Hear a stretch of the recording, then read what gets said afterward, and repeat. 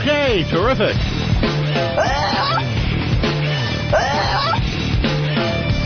I'm just gonna get something to eat. Oh, you like that, don't you, faggot?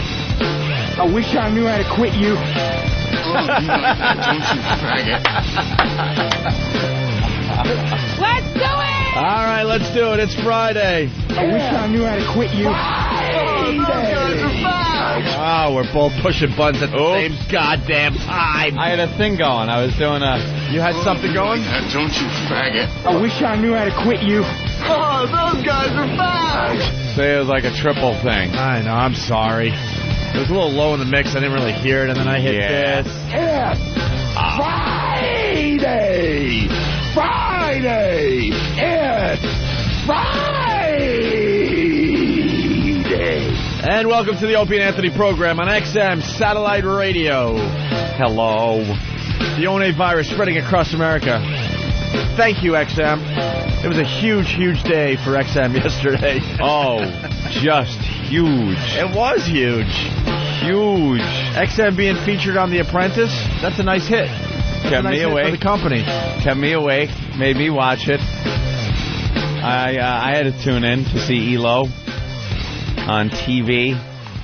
And Lee Abrams. Lee Abrams, who looked really, really high and didn't say much. Donald just looked like he didn't want to deal with Lee. Huh? The Donald looked like he didn't really want to deal with Lee. He doesn't want to be bothered with potheads. You think Like Donald ELO. hangs out with potheads or talks to potheads ever? He doesn't have time for that. ELO looked like a contestant on the show. Yeah, he really did. ELO didn't even look like a real, genuine, executive. He looked like a contestant, like they should have, maybe Donald could have fired him at any moment. I have a feeling there may have been a little meeting behind the scenes. Really? Yeah, Donald Trump is always looking for that executive type. Oh, uh-oh. That young go-getter. Hope we don't lose ELO to the Trump organization. With the perfect hair, the perfect makeup, the Perfect makeup. suit. They put so much makeup on ELO. I was cracking up from the first shot. He had the Ronald Reagan going with the rouge. They did one close-up on him, and he had so much rouge on his cheeks. It was that typical... remember what they used to do to Reagan? They just rosy up his cheeks. They did the same thing to him. He was wearing, eyeliner. I don't know what the hell they had on him. Yeah, they were trying to, I don't know. Gussy him up. Yeah, they gussied him up all right. So, the show in general was interesting, I guess. I didn't really get the whole challenge behind this one. And I understand Trump is looking for executives, somebody to hire. Right. For his organization. Hence The Apprentice. Yeah. How does that tie in to writing a song and being able to pick out a talented music artist? I mean, that's like taking a band and then saying, all right, put a presentation together for this car company. You know, you wouldn't know what the fuck you're doing. Yeah, it didn't make sense on a few levels, I guess. And annoying as shit, that woman on the crutches. Just watching her gimp around. Well, she's going to win the whole thing. Just throw her out and get a bitch that can walk. The door opens, here she comes, hobbling through. What happened to her leg? She broke her leg as part of The Apprentice. They were doing some skating thing with the Islanders. A skating thing, and she breaks her leg. She broke her leg. She started The Apprentice this season walking fine. She was fine? And then with one of the things they had to do, she broke her ankle.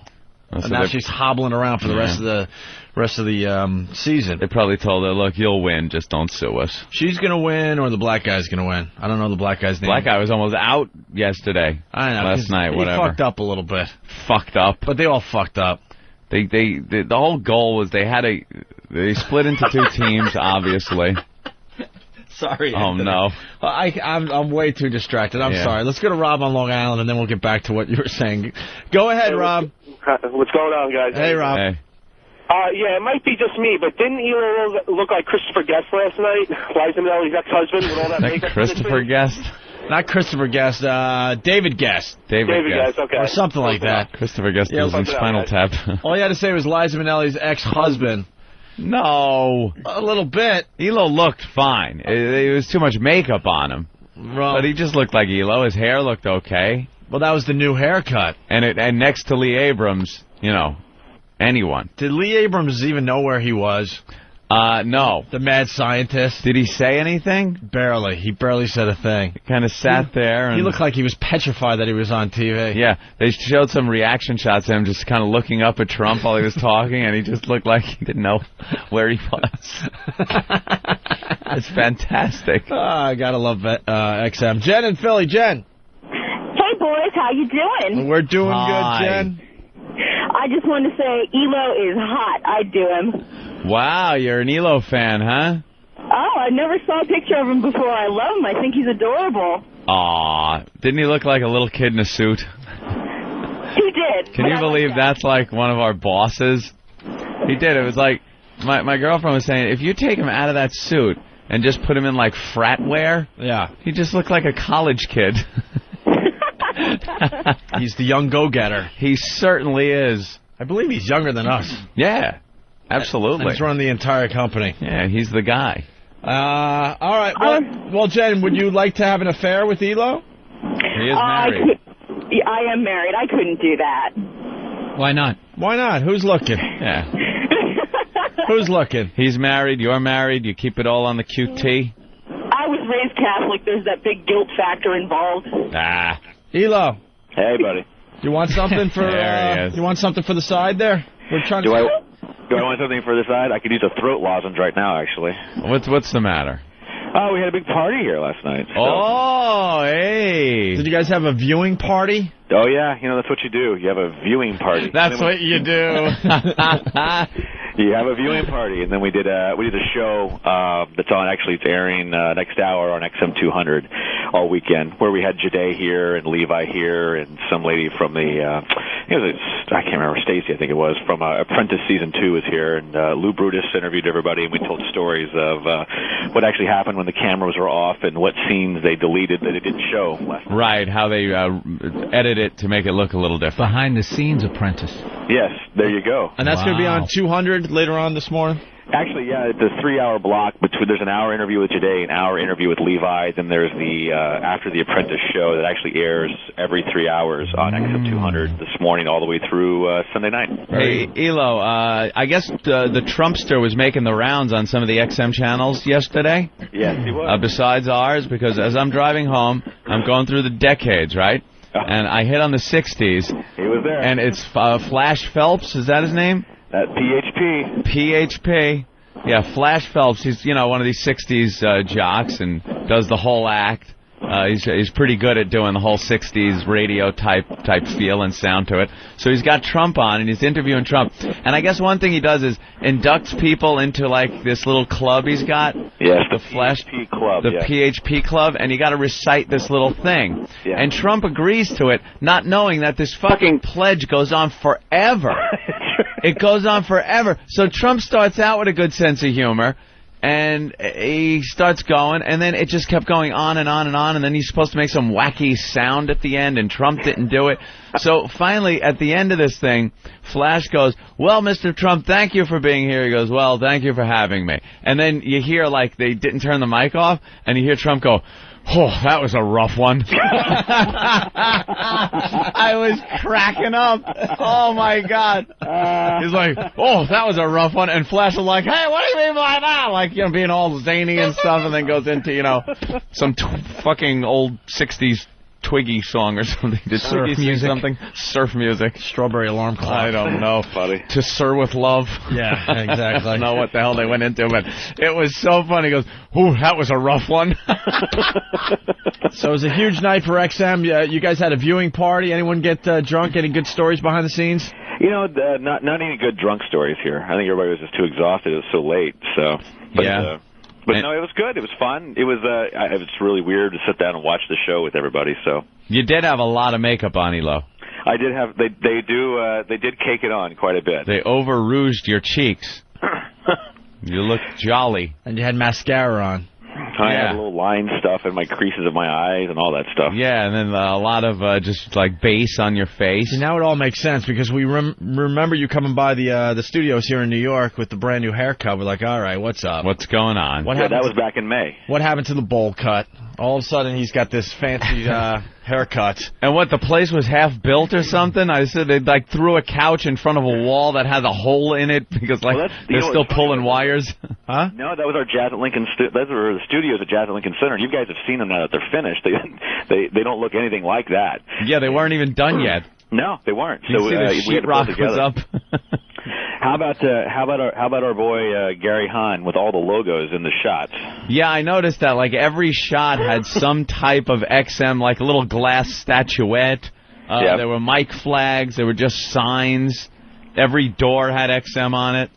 Yeah, it was actually getting a little bit embarrassing because it was like there was so much. It was like, Gary, ease up on the logos, dude. Every shot. But one of my favorite parts of last night's show was when they were actually going through the songs, and Donald Trump was rocking in his limo with a Mi-Fi, with his head bopping, barely. You could barely notice, but his head was a-bopping to the music. It was awful. That reaction shot. He wasn't listening to those songs. No, it's just like, Donald, bop your head up and down. Yeah. We're gonna show the Mi-Fi, then we're gonna get a reaction shot from you. Yeah. He didn't hear those songs. Give us that just bit into a lemon face and bop your head up and down.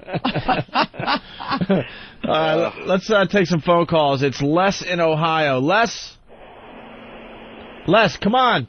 Yeah. We got a good energy going. Let's go. Yeah. You're on the radio. Let's go. Oh, boy. Hey, when did Ron Jeremy come to work for XM? A lot of people were commenting that Lee Abrams looked like Ron Jeremy. I guess he's heard that a couple of times. Yeah, yes, he has. Let's see if Eric in Jersey has something. Eric?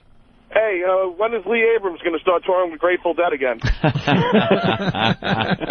Yeah, Lee was a big hit. That's why I took him on the show.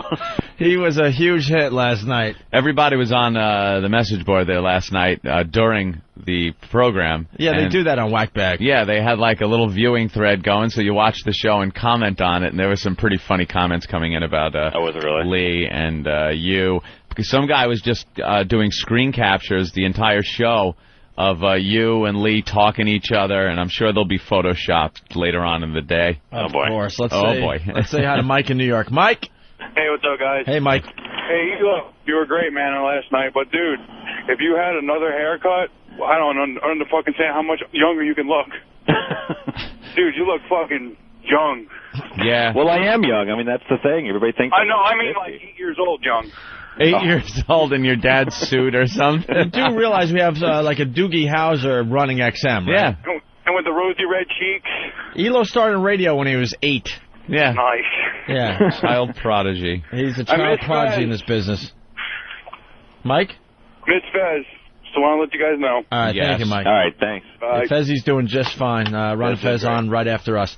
Brian in Ohio. Brian. Yeah, I've been reading some of the SEC statements. Who is Eric Logan Toppenberg? And why'd you drop the Toppenberg? What's the deal with that? Do you throw in a K? Maybe you say, what's up? What's the real name of Eric Logan? Well, it's just like Opie goes by Opie, and there's another name for Opie, as we all know. Actually, Eric Logan is what I went by, but Toppenberg is actually my real last name. Yeah, that's not a good radio last name. Right? Logan's a great radio last name. Logan. Exactly. Eric Logan. They're not going to like Toppenberg in the red states. No, the red states wouldn't like that at all. You look like you should have been sitting next to like a ventriloquist with that much rouge on. You look like a mannequin.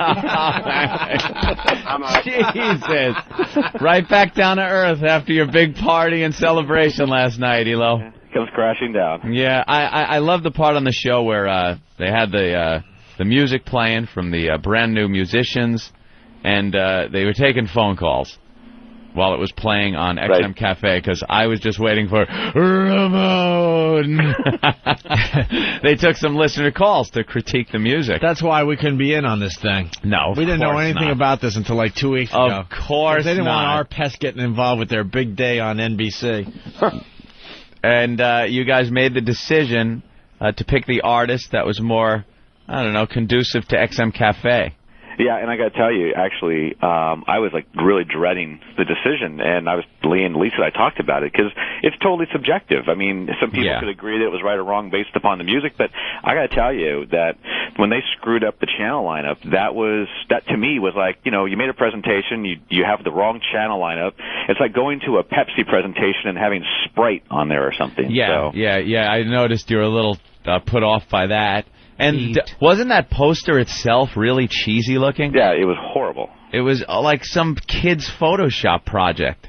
It was horrible, by the way. Yeah, so your decision was pretty easy. Yeah, it was. And I tell you, I mean, here's something that nobody knows this story yet, but I'll tell you guys. When we were done shooting what they call resolution, where we actually told what team won, we went out in the hall of that room. And when we went out in the hall of that room, they had the losing team, which had Randall and Rebecca and Clay on it. They had come out, and the other team had already gone because they went to the helicopter to go right around Donald. So they came out, and Rebecca's hobbling, you know, on her crutches, and she goes, "Oh, nice to meet you."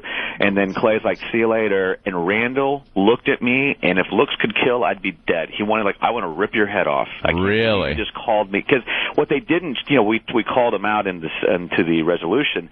And actually, in the room, they didn't edit it. They cut it out. But Donald actually asked who was responsible for marketing, and Randall goes, "I was, sir." You didn't see that part in resolution. You obviously see it in the boardroom. Yeah. But you know, he was just like, you know, "I want to kill you," and it was just, I remember looking at Lee going, "Uh-oh." So I had to like go out the back door. So well, you just called him out on it. Yeah. Yeah. Hey, so, but you guys want to play some audio from the show real fast? Of course. You got time, Elo? Sure, buddy. All right, here we go. Today I want you to develop new talent in another very sexy industry, the radio industry. XM satellite radio has a value of $9.5 billion. Has 150 channels and millions of subscribers. With so many stations, XM is constantly on the lookout for new musical talent to boost its brand. For your next task, you will audition a variety of unsigned singers and then choose the artist you feel has the most talent. Then, you will write an original song and supervise all creative aspects of producing a record. Your song will play live on air for millions of listeners on one of XM Radio's premier stations, XM Cafe. You'll have access to professional musicians and producers to help you. The team whose song best fits the format of XM Cafe, as judged by the XM Satellite Radio executives, wins.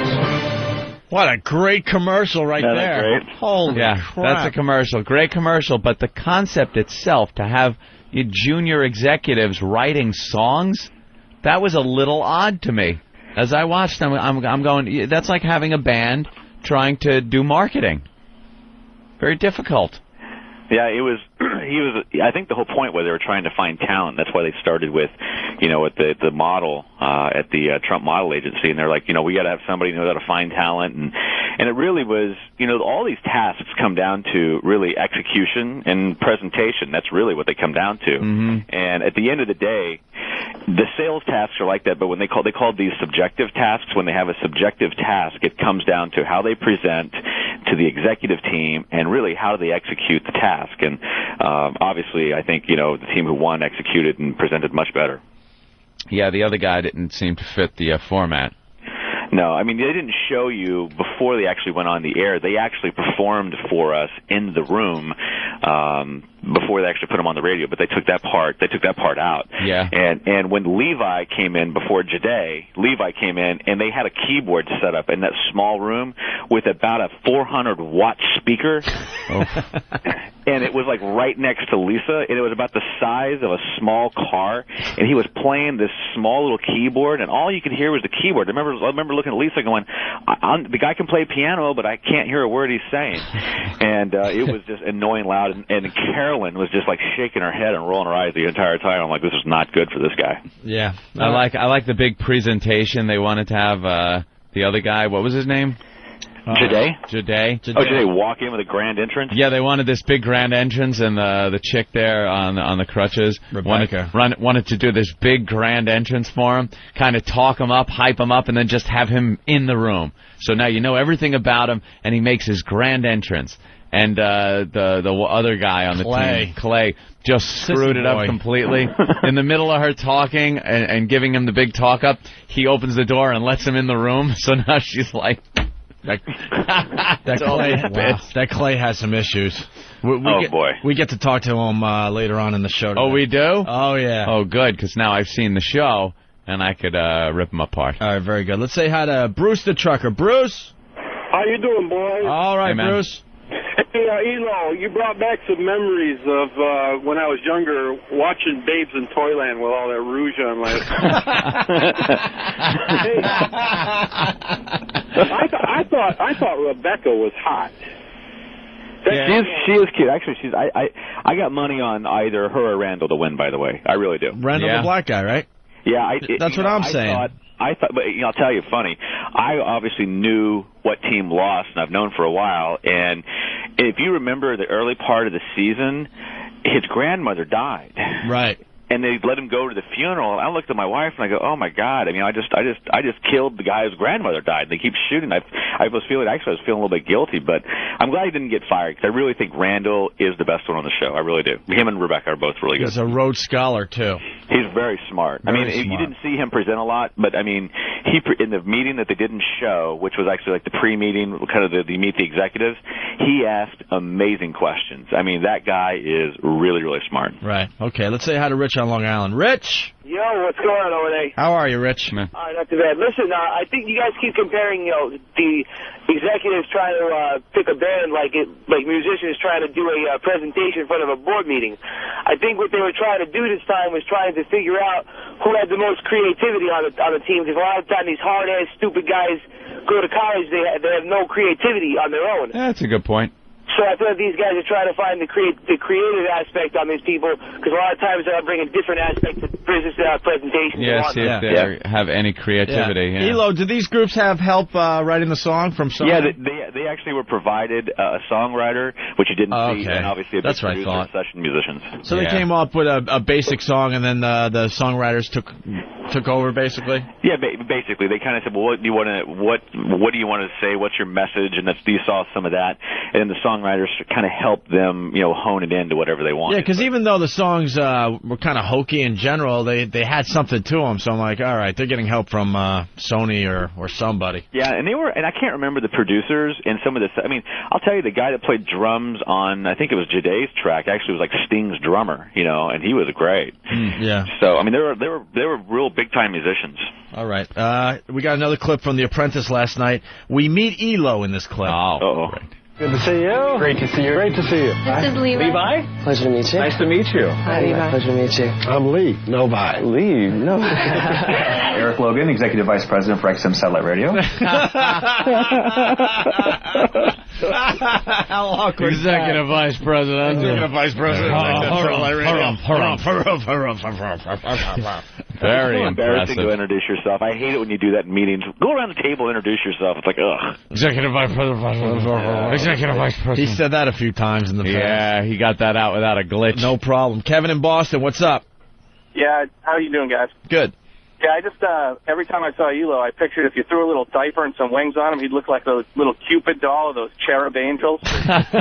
Cherub angel? I can't wait for the Photoshops on Whackbag. Oh, yeah, they've been working very hard over there. All night long, right? Let's say hi to John on Long Island. Hey, John.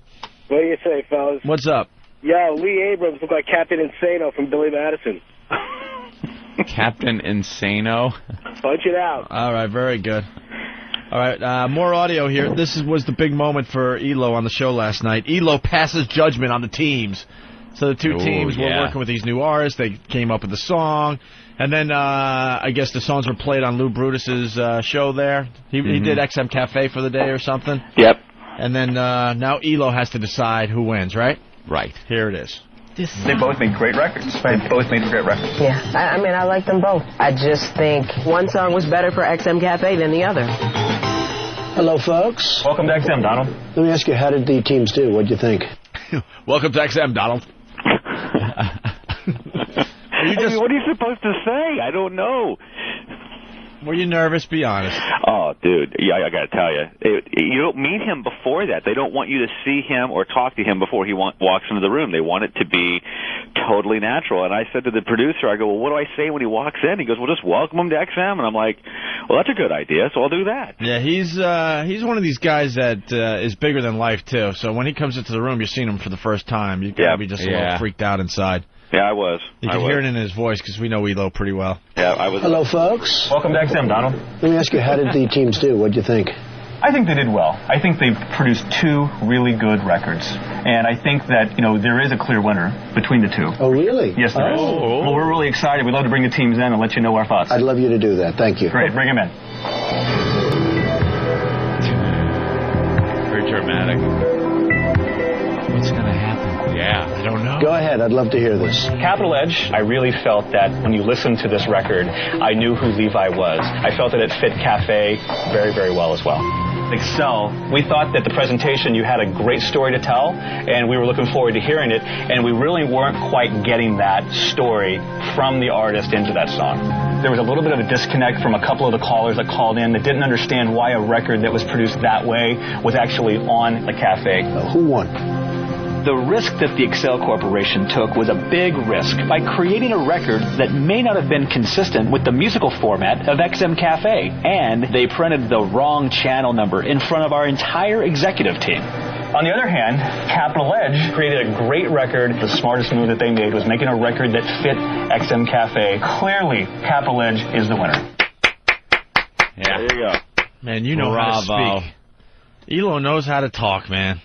Almost, Elo, almost sounded written down and scripted, one little part of that. Well, truth be known. Yes. Actually, that was all just kind of right. There was no scripting of that.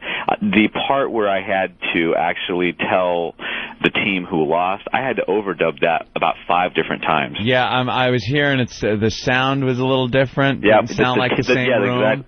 They couldn't get the timbre right to match it because they have so many mics in there, and they actually stick a mic actually in your tie. It's a tie that's actually inside of your tie knot, and if the words get chomped up or something, they send you back in the studio to recut the line. Recut the line, and you could kind of tell looping. Yeah, that's what it's called in the industry. Right, absolutely. Eric Rabinowitz. That's also what you did. That's a term for caddying too. The looper project. All right, let's go to the phones here. Let's say hi to Johnny in Queens. Johnny. Good morning, gentlemen. Good morning, Johnny. Hey there, Jenny. Opie, Anthony, knockoff Jimmy. Elo. Canal Street. Jimmy. If I lifted your arm over your head, could I snap a walnut in your mouth? Oh, I see what he's saying. One of those Christmas soldier nutcrackers. Boy, the Red Rouge thing is really taking off. John in Glendale. The red. Whatever. John. Hey, what's up, boys? Hey, we're on with Elo here. Yeah, when I was switching through the channels, I thought I was watching the end of Big. When I saw Elo. Punch it out. You're getting killed, man. Oh, I knew it was coming. You're getting killed. The end of Big. All right, just to wrap up this whole thing, so then they have to go in the boardroom, the losing team, and Clay gets fired. We're going to have Clay on the show a little later on this morning, but here's some audio. Clay, Rebecca told me she couldn't work with you again. Other teammates of yours told me they couldn't work with you again. Allah said it. Adam said it. They were so happy when you left that team. You're supposed to be creative, but no matter which team you're on, all you do is create problems. Clay, you're fired. You're fired. You're fired. You're fired. Elo, you're fired. Yeah. Elo, are you going to be working for Donald Trump in the near future? I don't know. I mean, you never know. I mean, he's a nice guy. He's a smart man. You're going to jump ship, aren't you? I love XM. I don't see me jumping ship anytime soon. Did he make any offers? He has the perfect answer, no matter what you ask him. It's always positive. It doesn't politically fuck him at all. We've hit this guy with some really tough questions, and he has an answer for everything. He's very good at it. Did you take a little ride? Leaves all avenues still open. Oh, what do you think of child molesters? Well, it's an interesting topic. I need to do a little more research before I make an answer. Before I have an opinion, right? Any riding the chopper there, Elo? No, I wish, though. That would have been hot. No riding the chopper. Jeez, you'd think all the guys would have gotten the little ride in the chopper with the Trump. What was the but I did write a nice big long letter to Carolyn and George and sent them radios. And, I was working the Carolyn's at the Trump golf course in Jersey. And by the way, we have a PGA Tour channel. I'm trying to work my way onto the Trump International Golf Course. So. Oh, that would be cool. What was the coolest thing that happened during this whole experience? The coolest thing, probably seeing Donald. Just meeting him? Yeah, meeting Donald would be that was it. All right, so then when Clay got fired, all these people get the opportunity to talk as they're taking a cab ride back to wherever they live, I guess. Rebecca and Randall don't have any creative bones in their body, and they don't have a chance at all as a team. They are going to lose the next task horribly, especially with Rebecca with a broken ankle. I feel sorry for the 3 people on Capitol Edge that are left, especially for Adam and Felicia, because they're going to see a different side of life. Because now that I'm gone, Alla doesn't have anybody to pick on, and they're next. And there you have it. And Clay will be on the show later today. Elo, this was much bigger than Letterman, right? Yeah, and I got to tell you, actually, the highlight of my night, even though this was fun, was getting the call from you at dinner saying that the pests attacked Howard. And I actually ran. Pull the strings! Pull the strings! Oh my God, I couldn't. I went online and looked at it from the studios here. I was howling. Yeah. Yeah, Howard was on Letterman last night, and it was a complete bore fest. He did not sell this industry at all. Thanks for the help, Howard. You did nothing for satellite radio. And you know something? I mean, you guys know this, but I'm telling you, that unnerved him. I mean, he may have gone in there, and the pests may have completely taken him out of his game. He may have just completely melted down, because you know how he gets about you guys. Yeah, and just to have that many pests with that many signs. There were huge, full-color XM banners. I mean, where 3-4 people had to hold these things up.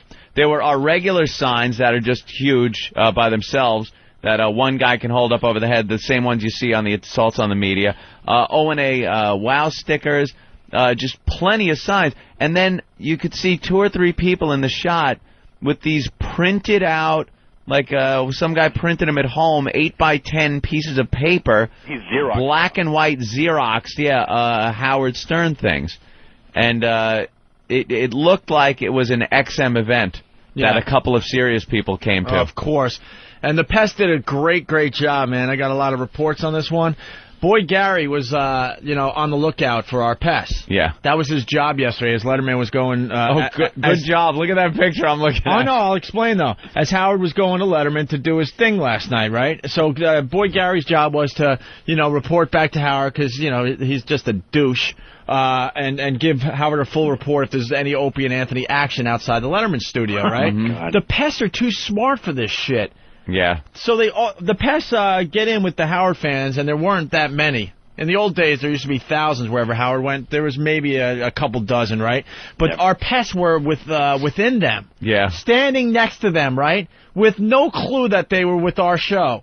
As soon as Howard arrived, then all of a sudden, like the Secret Service, they pull out banners and all sorts of stuff right in front of Howard's face. It came out of nowhere. Yeah. Because we got pictures on opieandanthony.com and foundyourmusic.com. You see the whole thing, because Eric was down there. Eric was like 2 feet from Howard, and Howard has no clue. One of our guys was literally 2 to 3 feet away from Howard, and all the pictures you're seeing online are from Eric's camera. Oh, it threw him. So Eric documented this whole thing. He shows the crowd where it looks like just a normal crowd, nothing's going on, and then BAM! Everyone pulls out their banners and stuff that they were hiding the whole time. Huge. And you know how he is. I mean, how many times have there been like a public event that you guys have been there that he sits out front and refuses to go in until you guys leave? Yep. Oh, yeah, many times. I mean, that's the same. Did you see, you know the story about Radio Man now, right? You guys hip to this? No. You know who Radio Man is, right, in Manhattan, right? Yeah, of course. Well, Radio Man last week got an upgrade. Radio Man is now Satellite Radio Man, and he used to wear that radio around his neck. Now he wears a MiFi around his neck. And we've got photos of Radio Man, and it's got XM on his bicycle now, and he goes to all these events as XM Radio Man. Yeah. We got a picture of him up there. Hopefully we're paying him because he needs a few bucks, that guy. This guy's a fixture of New York City. I guess Robin Williams played him in that movie, right? Yeah, he did. Absolutely. What the hell was the name of that movie again? Mrs. Doubtfire? No, help me out for once. Yes? Yes, Kevin? Patch Adams. The Fisher King? Oh, thank you. Yes, the Fisher King. The Fisher King. Yeah, he's legendary. That's a chess movie. No. That's Searching for Bobby Fischer.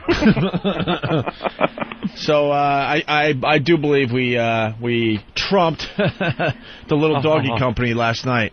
Oh, boy, look at what I'm reading on Instant Feedback. I hear that the jerk from the Phillips file says that wasn't the real Eric Logan on The Apprentice last night. You gotta love the little callbacks from the listeners. Okay, Big Ass Member wants in. Big Ass Member. Hey, how you guys doing? All right. We had a great, successful assault. Got to give props to every single one of those pests who kept it top secret. Not posting it anywhere on any message board. Yeah, Elo, this whole thing has gone underground deep. Like, this wasn't posted anywhere, but they had this whole thing planned weeks ago. I mean, when you called me, I was dumbfounded because I had heard nothing about it. We didn't say a word. We knew it was going down. You know, they got a whole underground thing that's going on. Network, yeah. And wherever he goes, we'll be there, just making his life a living And you hell. know what? You know what's funny? It was funny. Remember the bus tour and all the tours and everything? Yeah. Nothing else about it. You know why? You know why you're not going to hear anything else about it? Because of what happened yesterday. Yeah, he doesn't want to deal with us. He absolutely doesn't want to deal with us. And this underground army's getting even bigger. Even bigger. And, you know, there really isn't this. Everyone thought there'd be this huge push for him by Sirius, and it's just not happening. There was more of a push when they kind of announced that he was signing, where they would take him out with the bus and, you know, big gatherings and stuff. And now it's just, all right, get in there, do your job.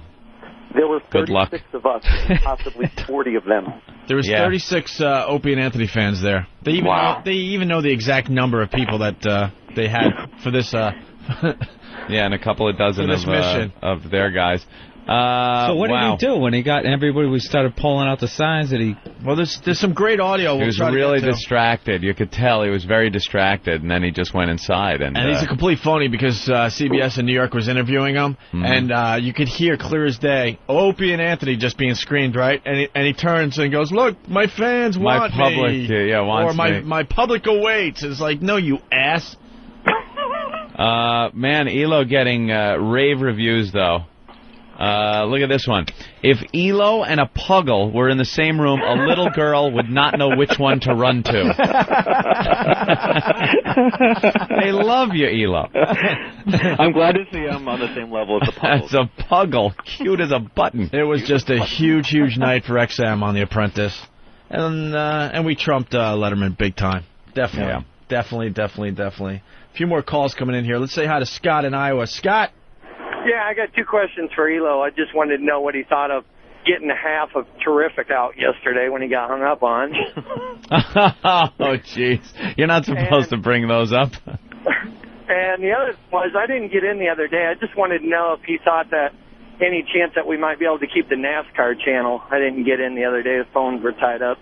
Yeah, no, actually there's not. I mean, it's going away in 2007, and the bottom line is we know what that property's worth, and it's a great property, and we knew what we felt that it was going to value the company, and so that's why we felt good about the decision of not having them. So we wish we could have it. It's a great sport, and we wish Tony Stewart all the luck on Sunday. We'll have it next year, but at the end of the day, it's going to move on. But we feel great. We'll have over 5,100 live sporting events. See what I'm saying? Just perfect Look answer. how diplomatic that was. I'd be like, fuck them, I hope they all crash and burn now. That's right. It actually made me feel good as he's telling me. He was basically saying, fuck the NASCAR channel, we're not doing it, and it was... Yeah. How do you learn how to talk like that? I don't know. I hope there's 27 pit fires in the next race. Yeah, someone asked me a question like that, I'd have flop sweat. That invisible flame where you burn. You burn for 20 seconds before anybody realizes you're on fire. The crew's rolling around, you don't know why. That's what I want to see. But no, we're very happy with it. We wish them the best of luck. All right, Eric. We're not hanging up on you today. Relax. Very good job. And thank you, guys. All right, we'll talk to you later. Bye. All right, there you go, Zerd. My wife has Look how he bailed out. Yeah. Look how he bailed out. We're not hanging up on you. Okay, very good. Bye. He still thought we were going to hang up on him. Vice President of Programming, XM Satellite Radio. He is good, Eric man. Logan. My wife decided to explore options outside of the perimeter of our relationship. Holy matrimony. And you know, we're in a Are we happy about that? No, but We're accepting and we're moving on. Life is a learning experience, I believe. We're in a good place. And we look forward to a new day. That's underlying tone, you fucking whore. That's how you get to be the vice president of programming for XM Satellite Radio. Right. Yeah, but there's not a twinge of phony. It's like he believes it. Of course. Of course he does. He absolutely believes what he says. Which is why his cheeks stay so rosy. So rosy red. And the slathering of rouge that was on his cheek. Fucking kabuki girl. Yeah, kabuki, the nutcracker, a cherub. We'll take our first break. We got No Filter Paul on hold. He was part of that assault last night. We'll get some inside details. How fat did Robin get? Did you see the pictures? Yeah. I'm not even doing it like, hey, she's fat. But man, she was always kind of a big woman. And then she lost weight at some point. But the pictures last night, oof. Did she get fat? Maybe she is exploring her options. Her caloric options are being explored. We're happy about that. Those are going up. Very happy for her that there is actually more of her now. Would we have liked her to not eaten all the Danish? Yes. Wow, she's a fat This could be an economic boon to the Danish industry. Maybe she's good. Maybe she's in a fat suit. You think she's doing the fat suit expose? I think she's doing the one? fat suit thing. People treated me horribly, Howard. Shut up, whore. There's something going on in her head that she's got to eat a lot of food. She's covering something up. Look at that ass. Eating a little too much comfort food there, Robin. What's wrong? A little worried? Starting to realize that you really aren't worth shit in this business? You eat a little piece of cake when you feel a little nervous about the move? About the big move? Wow. That is a big that's woman. a big, big woman. God damn. She looks like she should be being brought out by a Black Hawk helicopter in a harness. Isn't she? She's hiding a world of hurt. Come on, it was a food. good fucking hurricane joke. Someone got it out there. Relax. Of course they did. I just like Bill. They got nothing. He kind of smiles. All right, let's. That's not my fight. What, Katrina? Let's take our first break. We'll continue with the Opie and Anthony program in just a bit, but some great pictures on opieandanthony.com and foundrymusic.com as we made Howard look like a complete ass once again last night. Why are you pointing at your headphones? What did I do wrong? There we go. Everything in here smells like plug. Lysol, by the way. Yeah, it's all Lysol'd out. Which is reminding me of the horror. Of yesterday? Of yesterday. That was so nasty. We did a lot of great radio this week. That's the one thing they'll remember, though. I listened to it on the replay, and I was completely disgusted. Like, the smell actually came back. It was stored in my brain, and then as I heard it, the smell came back, and I actually had a vivid memory of the smell of her ass. Was that the worst smell you have smelt? Not in here, no. In this studio? You know something? No, not the worst. Really? The worst smell in here came off of Tippy Tom. Oh, yeah. The other homeless guy. Oh, her ass was bad. It was, but in reality, it was ass. You've smelt it before. It's just rancid ass. No. Actually, no. Anthony. You never been on a fucking train or a bus and had some fucking... homeless person take their clothes off and open their ass up on the bus that you can visually see? No, I'm not saying the intensity of it. We've all had a whiff of an ass, but this had tell you something. a smell that the intensity of it was staggering, literally staggering. Of course. But it was a smell that you had smelt before. It's rank ass. It's cranky ass. No, we should have had a dog come in and smell it. I swear to God, it would have. Yeah, done that little dog sneeze. You could tell the smell was in the ass category, but I'm just saying it had its own thing going on. When man. Tippy Tom comes in here, it's everything like it's a soup. It's a stew of those smells: ass, armpit, crotch, feet. Lice head, gangrene. Yeah, some diseases. It's breath, gum prob, gingivitis. It's been a while. Diarrhea. Put it this way: it's been a while since I've left this studio wondering, like, what happened to my entertainment career?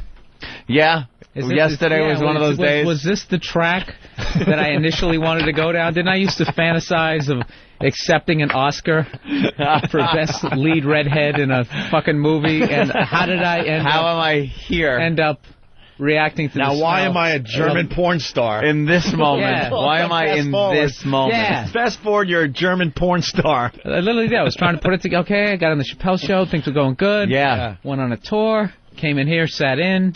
Isn't this just like being on the Chappelle Show? And then what happened? Did okay. Yeah. What happened? What happened Well, to Chappelle Bill Show Burr? was we made up stuff. There was people pretending to be homeless. Right. It wasn't real homeless. Yes. That's the beauty of this show. It was a great bit yesterday. It was awesome. There was no beauty. And a lot in of people thought it was you smelling the ass because we had two Bills going on. Yeah, I was trying Bill to... Burr obviously filling in for Jim Norton, and then we have Crazy Bill, our intern, Crazy that Bill, just the does intern. crazy shit. We love when he smells stuff. Matter of fact, we're starting a new bit. We're not sure how it's going to work, but make Bill puke. Because You got to have make intern Bill puke. Make intern Bill puke because... People think it was me yesterday, like, dude, you took one for the team. I can't take credit for that. Because it's been disappointing. You know, Crazy Bill has smelled Big A's breath, who's here today, by the way, Stalker Patty's armpits, and now the hooker's ass. And we get a reaction, but not the reaction we're hoping for, considering the smell that we smelled like 10, 15 feet away.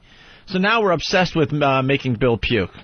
Yes. We got to make that happen. He's more of a joke writer. But basically, the hooker was just completely naked, on her belly, spread her cheeks, and intern Bill, Crazy Bill, was what, an inch away?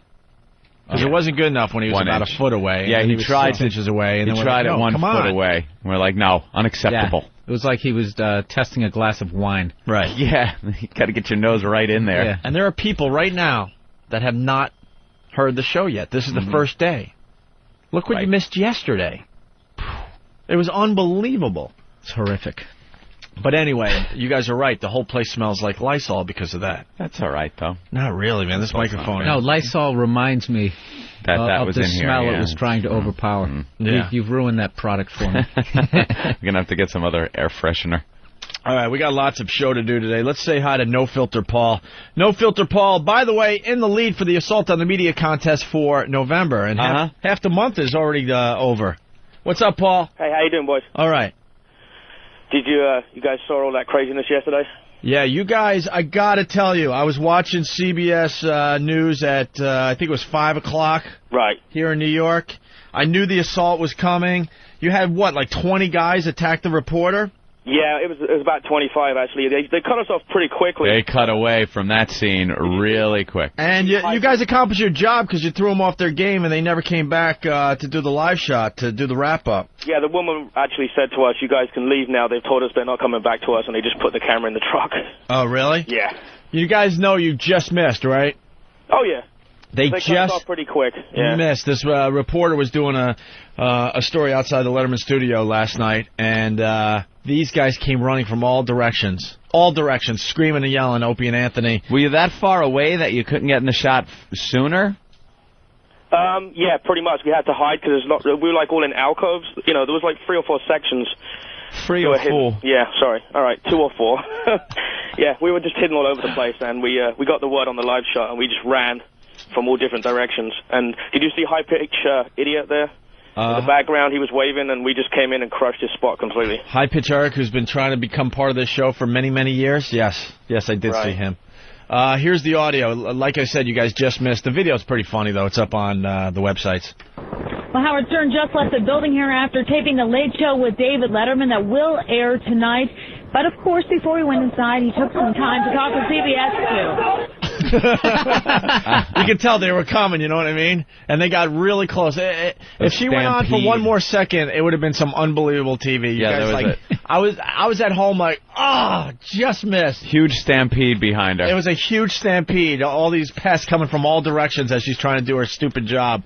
It still made me laugh really hard because they had banners and bumper stickers and like I said, they were coming from all directions, getting louder and louder as they were getting closer. So Way to go, Paul. Did you see that they edited out the crowd of pests in the actual videotape report, but you managed to see my fat ass jumping up and down in the background? Oh, really? At one point, yeah. Well, you guys did a great job because you guys were yelling Opie and Anthony and Coward Stern and all that as he's like pointing to his quote fans, going, "Look, my fans." Yeah, and all you hear is Opie and Anthony, you suck. Yeah, exactly. You got to give Bam credit. He was the one who organized the whole thing. You guys were unbelievable, man. Very covert, very underground. I love this. There's many stages of the O&A Army. There's they have special ops now. They got special ops. Aw, look, some people are upset. Why? When exactly are you on 60 Minutes, Anthony? What did I say? Oh, I forgot. You're not ever going to be there like Howard. Yeah, I'm never going to be on 60 Minutes. Yeah, we've never done national TV. Oh, that's a shame, though. You know something? The guy's right. It's big news that he's going over to satellite radio, and he gets 60 Minutes. Hey, buddy, why don't you look at some of his television appearances from what is called his heyday, before he went over the hump and is now on the downward spiral of his career. You'll see a lot more people at things like the Letterman appearances, book signings, just him being out in public. There were a couple of dozen people milling around the Letterman studios where years ago there would have been thousands. They would have had to close off Broadway with police barricades years ago. It just ain't happening anymore. Yeah, he's still on 60 Minutes. He's still on Letterman, but it sure as shit isn't the Letterman appearances of old, where it was actually fun and interesting to watch because it was like, wow, this is outrageous. I wonder what he's going to do. Instead of a little infomercial for where he's going. So you're right. Yeah, I won't be on 60 Minutes. We've done national during TV. the waning part and of my lots career. of national TV. That's fine, though. 60 Minutes is pretty big. They had a piece on us Super Bowl Sunday. Let's not forget. Last year. Yeah. Super Bowl Sunday, part of the pre-game show. That's right, part of the 18 hours of Super Bowl programming. We were technically part of the pre-game show of the Super Bowl last year. In the tri-state area? That's all right. No, it was a national piece, but it was like the pregame show started like, I don't know, 7:30 in the morning, and our piece aired like 9. Something like that. It was exposure, though. See the difference? We don't take this shit seriously. We're still having fun doing this. We still really enjoy getting under someone's skin. So, Paul, you guys were unbelievable, though. You guys were just kind of hanging out in the crowd. No one knew you were from the Opie and Anthony show, and then all of a sudden you guys just attacked. Right, they had no clue. That was great. They were pretty pissed off afterwards, the serious little pests. Right. All 5 of them with their little black and white photocopied signs. Yeah. Yeah, Angry Black started a fight with a couple of our guys. Oh, yeah, and everyone's talking about that today. Wow, that was took a swing at somebody. That was Mike, the guy that did the assault with me. What an ass this guy is. Does he actually think, he thinks he's on the payroll? He thinks Howie cares about what this guy does? This guy is like throwing punches, could be taking, getting an assault charge against him. Yeah, and then he'll get fired from Verizon. What a shame. And he just, he works for Verizon. He's one of these hangers-on guys, and he's treating it like he's a member of the show. Yeah. Because he can maybe go to the bar on a Friday and go, hey, you know who I am? Wow, that's big. I'm Angry Coon. And there's another guy in Instant Feedback that just keeps printing 500 million. Great. Yeah, well, I'm glad, we congratulate Wally, him. I'm glad you know the motivation behind why he's going to Sirius. Yeah, I think. I'm glad you identified that. 500 million, not a bad payday. How much of that is Angry Black actually getting? Just out of interest? Yeah, I'm sure. He gets maybe a few $100s here and there. So I doubt that. No, I don't think he's getting anything. I doubt he gets dime one. Yeah. He's just one of these guys who there were many of years ago. The fanatic fans that used to be there at every event. They're just not. Now you can name them. Now you know them all by name. Yeah. Now fast forward to 2005. It took 30 of our pass. Yeah. To make his little Letterman appearance a nightmare. Do you know what 30 people opposing Howard would have happened to back at like his book signing? We'd be in hospital. Movie premiere. You wouldn't even noticed. You wouldn't have noticed, and they would have just been pummeled. That isn't the way it is anymore. We have the passion, they don't.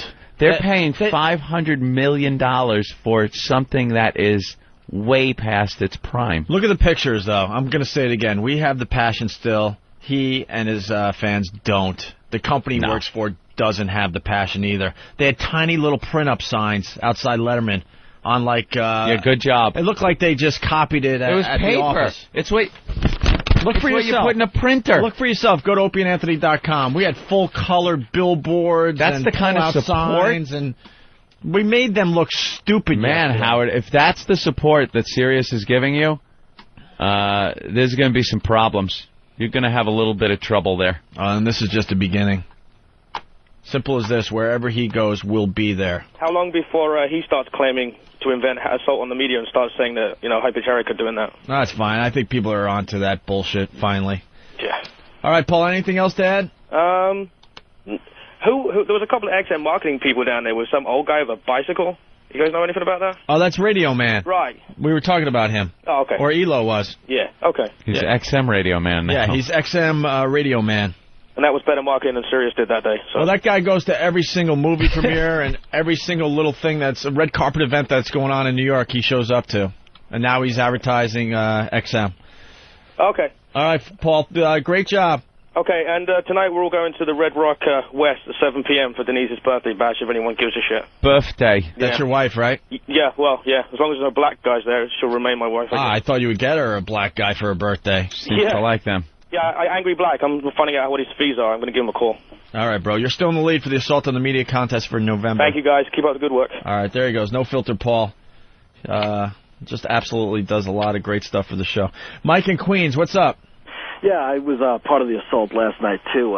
Paul missed a couple of things. Chester's Ashes mentioned that the assault actually looked like... Do you ever see the end scene of Midnight Run when De Niro yells on the mic, Serrano's got the this, Serrano's got the this, and then everybody just came out of everywhere.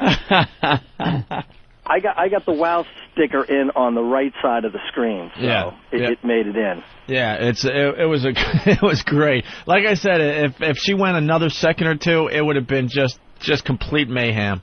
You guys were coming from all directions, and a lot of you, and you could hear it. And then she cut off really fast, and they never went back to her because they couldn't go back there. All right. She wasn't happy. Very good, Mike. Thank you so much. Mikey. Yeah. Thanks a lot, all right? Okay, you going to talk about the fight now or what? The fight? Yeah, there's a little skirmish afterwards. Yeah, we talked about it. Yeah, we talked about it. Okay. We don't want to give that douchebag too much time. He's a nobody. Okay. And we made him look stupid, too.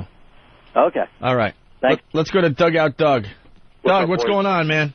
Hey, one of the parts that I found really amusing was I was monitoring the Stern Fan Network message board while this was all going on. Yeah. And they were actually claiming an assault on the media for high-pitched Eric. And even their fans called each other out saying, yeah, show what happened 20 seconds after waving to the camera. Right, exactly. It was a little different. 20 O&A fans rushed to the screen. Exactly. No, they did a great job, man. Bam has got to be a new general here. Awesome job setting this up. Well, that'll be up to you guys. I mean, you got special ops and all sorts of stuff. Oh, yeah, we're always Navy working. SEALs. There's other people there's a bunch of brand new listeners that have no idea about the O&A Army and how a lot of it's underground, and they don't even have an idea that they're called pests. Yeah, it was tough. We had to keep bumping because I got some intel from the inside about the media being there. Yeah. So we wanted to set this up and do it in a way that we couldn't use any of the message boards because we didn't want these Stern Fan guys finding out about it. Because we had a problem with Joey Boots all over the place, and so we just took it underground and did it via instant messages, phone conversation, and PMs. And, I mean, we got 30-something guys out of it this time, so next time we want to up the numbers. I hate to make the comparison, but they're kind of like Al-Qaeda now. They're not, Al-Qaeda. They're all over the place, but you can't really find them, man. Jesus. They're communicating and... We took it offline for a little bit to see how we could do that way. How can someone join the O&A Army? Now it's one of those things where you got to find one of us and you got to know somebody. Yeah, they're not fucking around. Someone's got to vouch for you. Yeah, we had a couple covers blown because we had some guys sneaking on the inside of our plans. Yeah. So that won't happen again. All right, good. Yeah, you live and learn, right, Doug? Yes, sir. Actually, nothing but props to you guys today. You guys were unbelievable last night. You made him look stupid. Bravo. You made him look foolish. They did a great job editing that news piece, too, if you can check it out. They took out a lot of the background noise. As soon as Howard would stop talking, right, they would cut the background noise so you really couldn't hear a lot of the chants. You could only hear it while he was talking. Right. Well, it's okay. We got great pictures on opieandanthony.com.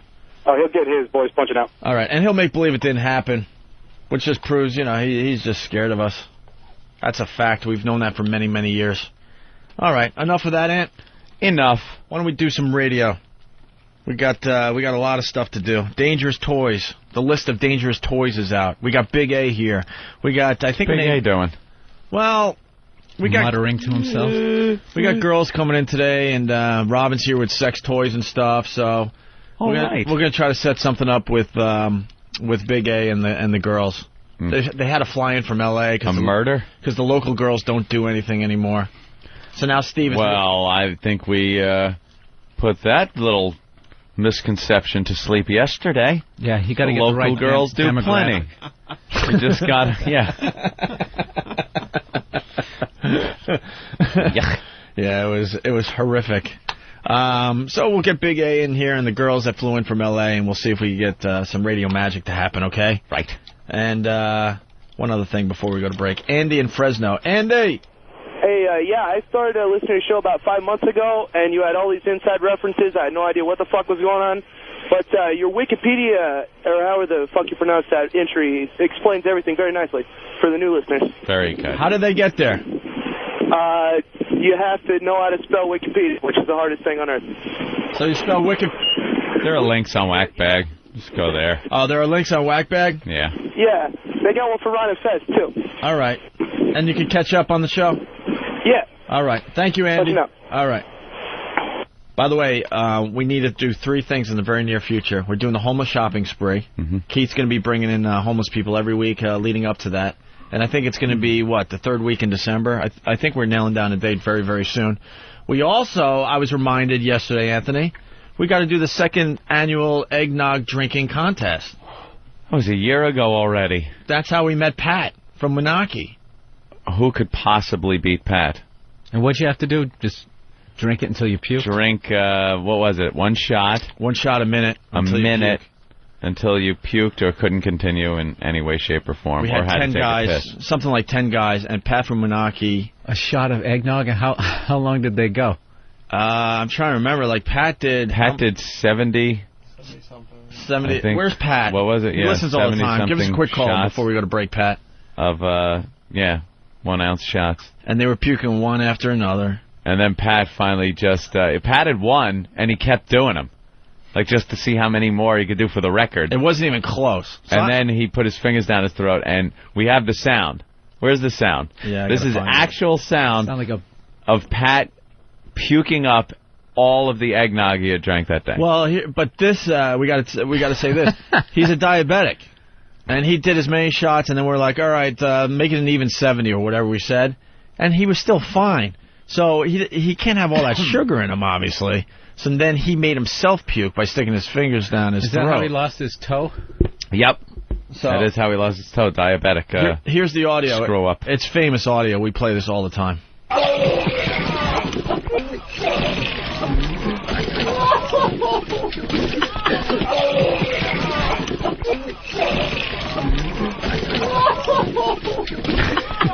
That's all. That was not edited, or that was no. That was all. It's just gallons pouring out of him into a garbage pail.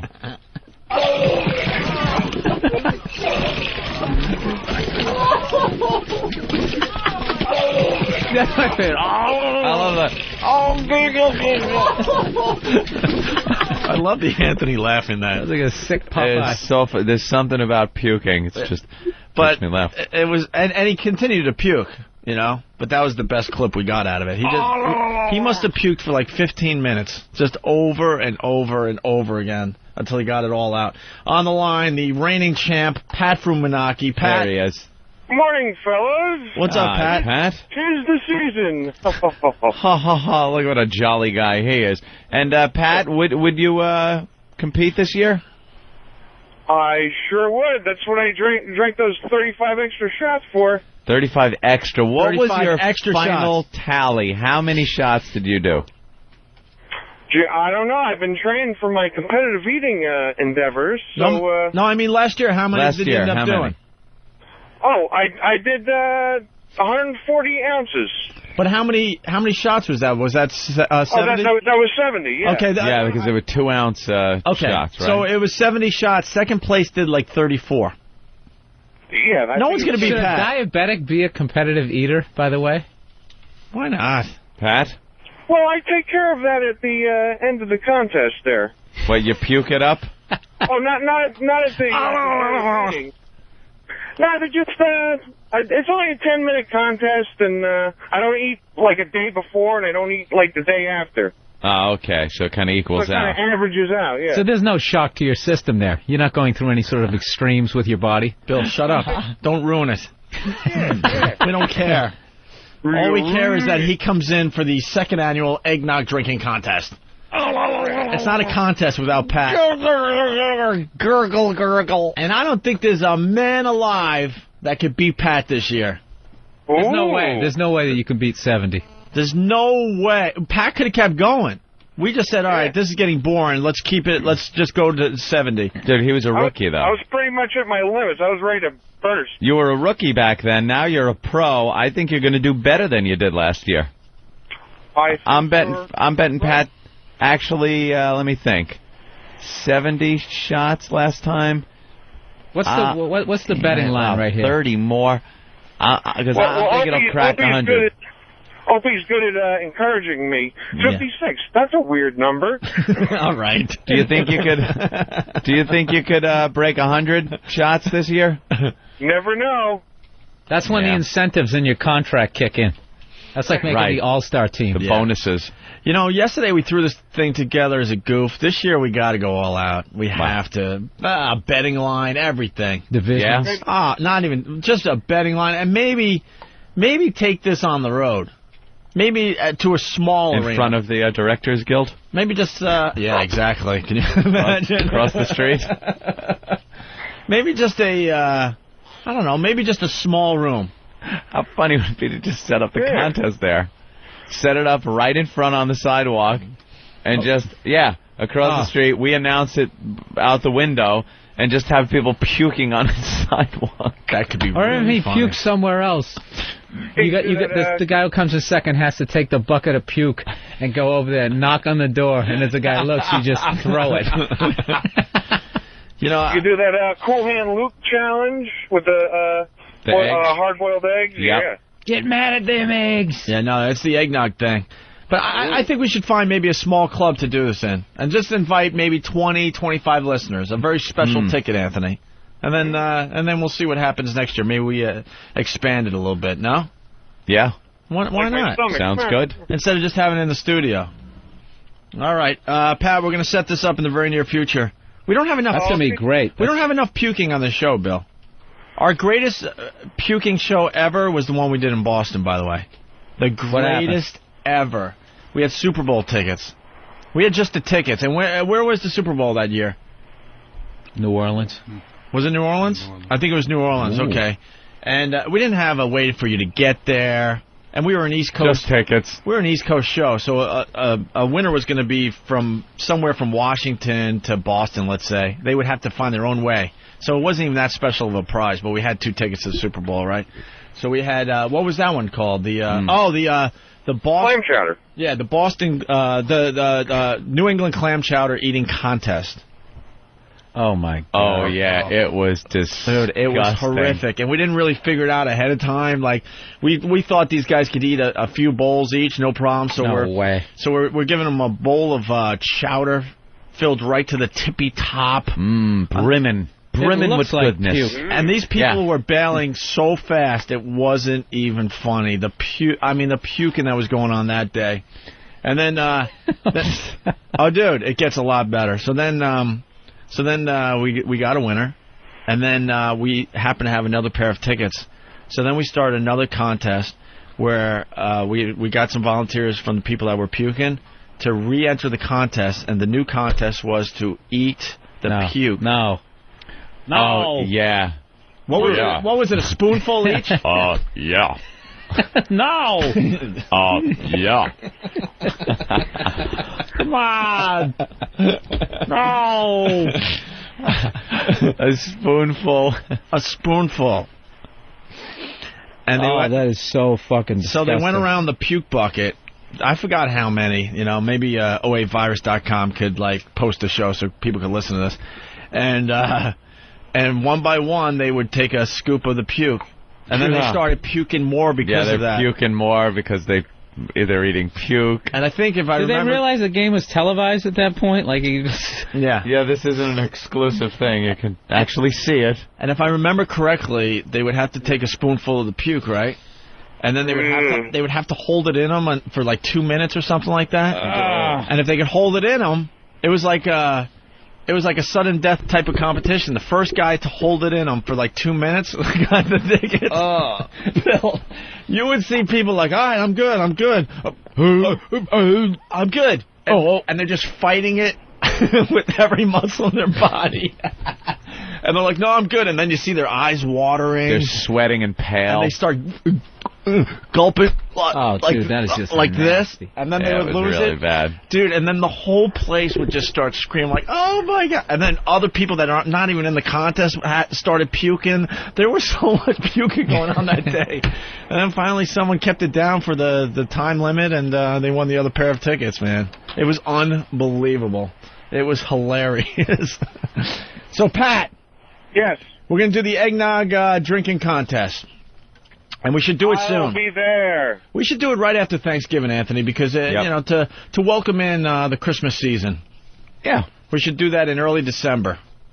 All right. Do you want to just do it in the studio, or you want to try to take this one on the road somewhere? I don't know.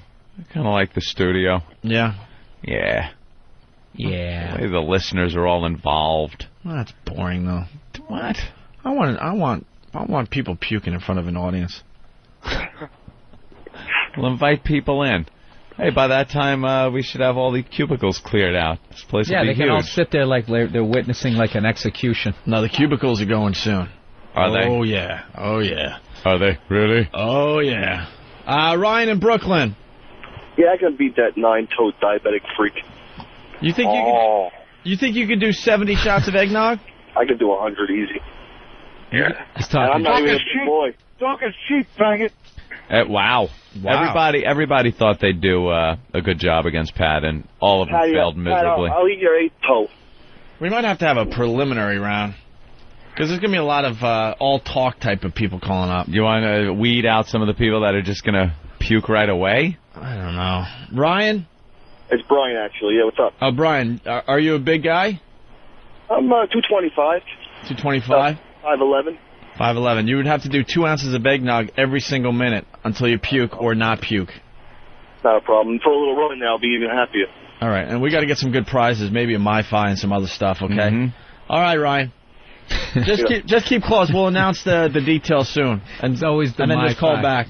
Always. Well, as I don't hear Kobayashi on the line, I'm okay. All right. See, now we got just a lot of people calling up saying they could beat Pat. All talk, though. Sonny Forelli from Boston, a faithful listener of the program, does a lot of assaults on the media in the Boston area. Sonny. Hey, guys. What's happening? Hey, man. Hey, I'm challenging Pat. I'm going to beat him.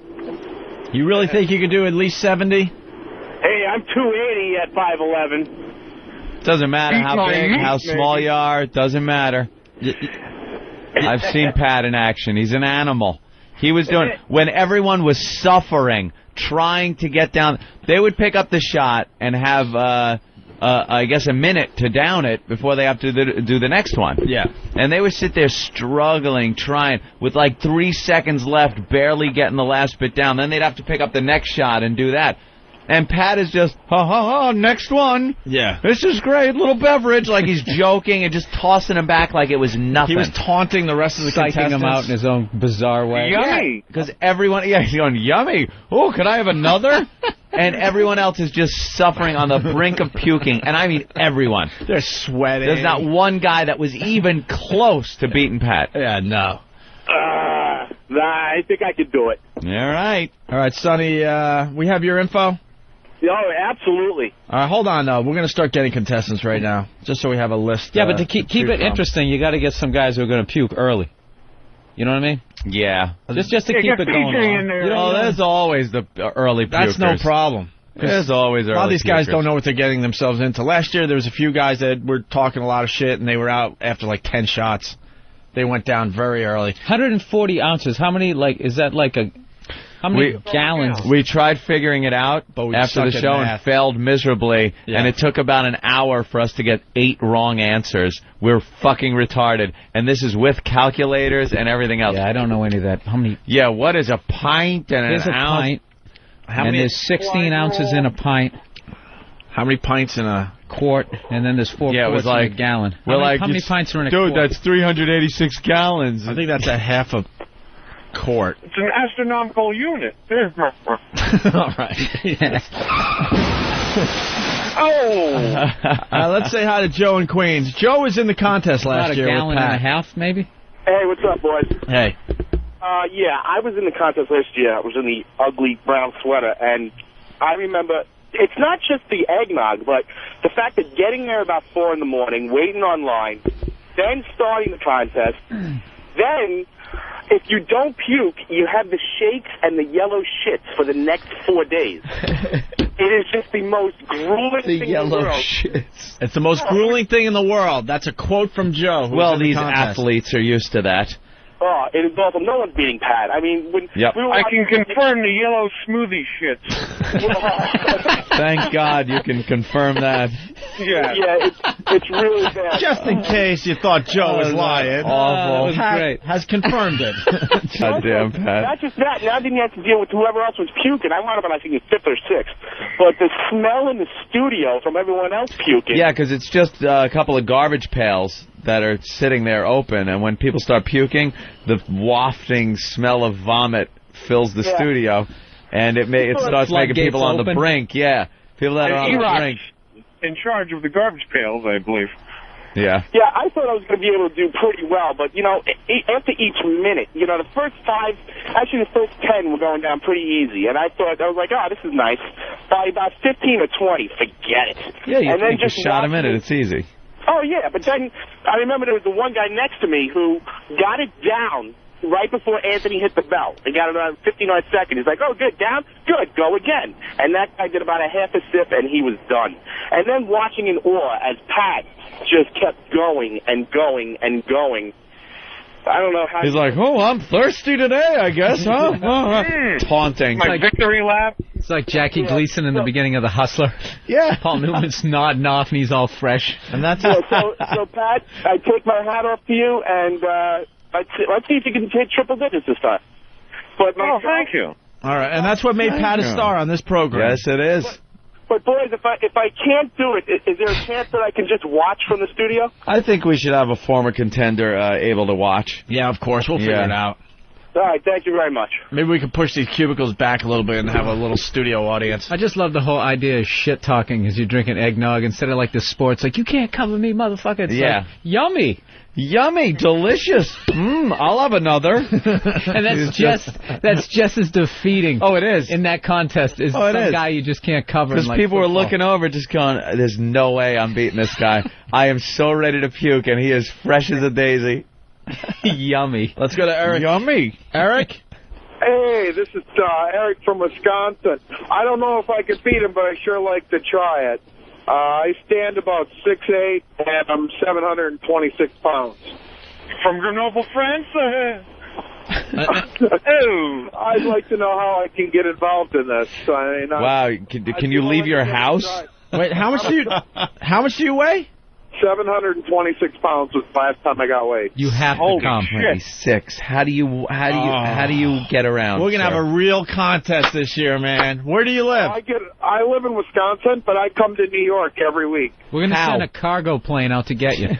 How do you come to New York every week? How do you travel? I drive truck. You drive a truck. Yep. Holy shit! Just drop them out of the back like one of those tanks. Yeah. I just walk. It'll be about parachute 4 strides for you. Hey, Pat, you getting a little nervous?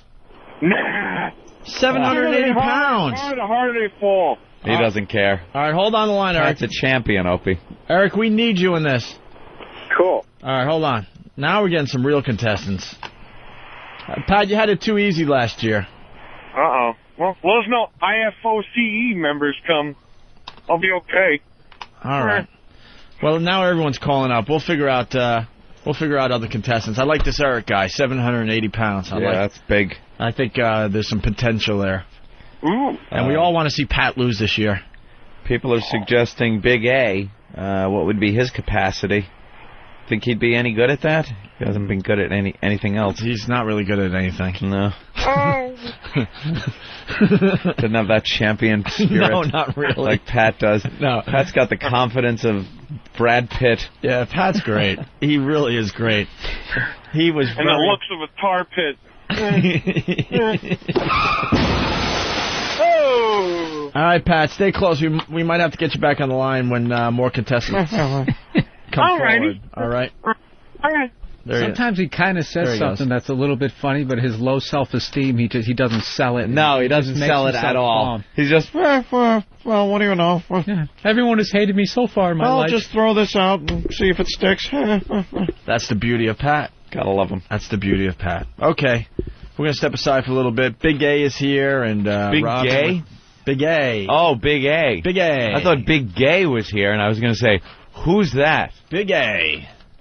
And Robin with her sex toys, waiting for the ladies to wake up from their drug-induced sleep. And we'll continue with the O&A show. Wake the fuck up. This is the Opie and Anthony program on XM Satellite Radio. Oh, some guy's lactose intolerant and wants to be in the contest. We're trying to move on, but a lot of people really want in on this eggnog drinking contest. Andrew in Ohio. Andrew. Hey, how's it going? Hey, Andrew. I'm lactose intolerant, and I want to try the contest out. How badly lactose intolerant are you, fella? A little bit of ice cream? Yeah, it'll give me the runs and give me the hives, but I'll deal with it. Runs in the hives. Nothing worse than that if you're really heavy. Like, I think everybody gets to a point where if they drink massive amounts of milk, it's just, oof. Yeah, it's disgusting. That's what happens. If I drink too much milk, it gets to where you get that sweats, and you feel like a knife jabbing at your lower abdomen, and even the back of your thighs start hurting. And you know you're ready to go. You're ready to go. Your tongue feels like it's covered in paste. You can't think of anything else. It's all consuming that you just need a toilet. Yeah, that'll be me. All right, we'll get your info. We're going to try to pick the best contestants to take on Pat this year. And we want to do this within the next, 2 or 3 weeks. Chris in Delaware. Chris. Yo, what's going on, you guys? Hey. I'm 400 fucking pounds. I just did a power hour last night with all Mad Dog 2020. Did 100 shots in an hour. 100 shots in an hour. Yeah, and that's Mad Dog 20. That's 10% alcohol right there. And how are you standing today? I'm nursing a hangover from hell, but whatever. All right. I'm telling you, I can do this. And you could come to New York? Yeah, definitely. I like Chris. And I'll tell you what, you guys want to hear puke. If I do puke, it'll sound like a dying rhinoceros. So. Oh, my God. Make sure we get Chris. Who's getting all this info? Travis? All right. Hold on, Chris. All right, guys. This guy looks like he could be a lot of fun. He's got the mentality and the weight. A lot of truckers want in on this. Andy in Wisconsin. Yeah. Andy. Hello. What's up? Yeah. That's just funny. A lot of truckers want in on this. Yeah. Huh? I'm 6'6", 280. I'm from Wisconsin. I drink milk by the gallon a day.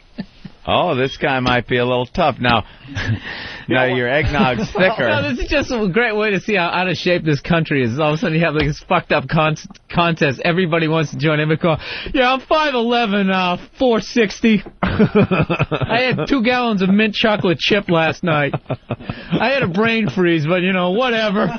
They just don't even give a fuck. Yeah. No one cares. Oh, this is great. They just want the title. Pat's got the title. We're going to need to make a trophy and everything now. Damn it. Yeah. Andy. What Pat drank was a gallon and just under a pint. Yeah, that's what I was thinking. It was a little over a gallon. All right. And I can definitely do this, and I can definitely get to New York. Andy's good at math. Yeah. I like this guy. Yeah, and he knows the math thing. Excuse me. So it's 2 ounces every minute until you puke or don't puke. That's no problem. When I was growing up on the farm, we used to go down to the bulk tank and grab milk right out of there, and that's the richest milk you can get right out of the bulk tank. We need Wisconsin in this contest. Jesus Christ. This guy's a contender. Come on. What is it called? The what tank? Bulk. The bulk tank? We're drinking right out of the bulk tank. What's that? You pump it right from the milk. You pump the milk out of the cow, and it goes into the bulk tank for holding until the milk truck comes and takes it off the market. So it hasn't been pasteurized or anything yet? No pasteurized. And there's still, like, udder gack on it? Oh, God. I was going to say, why don't you just lay underneath the cow and mush its udder? And that is disgusting. Ooh, I like that contest for later this... The bulk tank. Well, yeah, when I next year. When I was little, like 5, my dad, we'd be down milking, and he'd squirt it right from the cow's pit right into our mouth. That's disgusting. That's a rite of passage on a dairy farm. So doesn't that stuff settle so the heaviness goes down to the bottom? No, they... When it's in the bulk tank? It keeps rotating. There's a rotating, and it keeps it frothy mixer. on top. Oh, frothy on top. Frothy goodness. What does it taste in that state? Very, very thick. Ugh, this guy is a contender. I think Pat's getting nervous.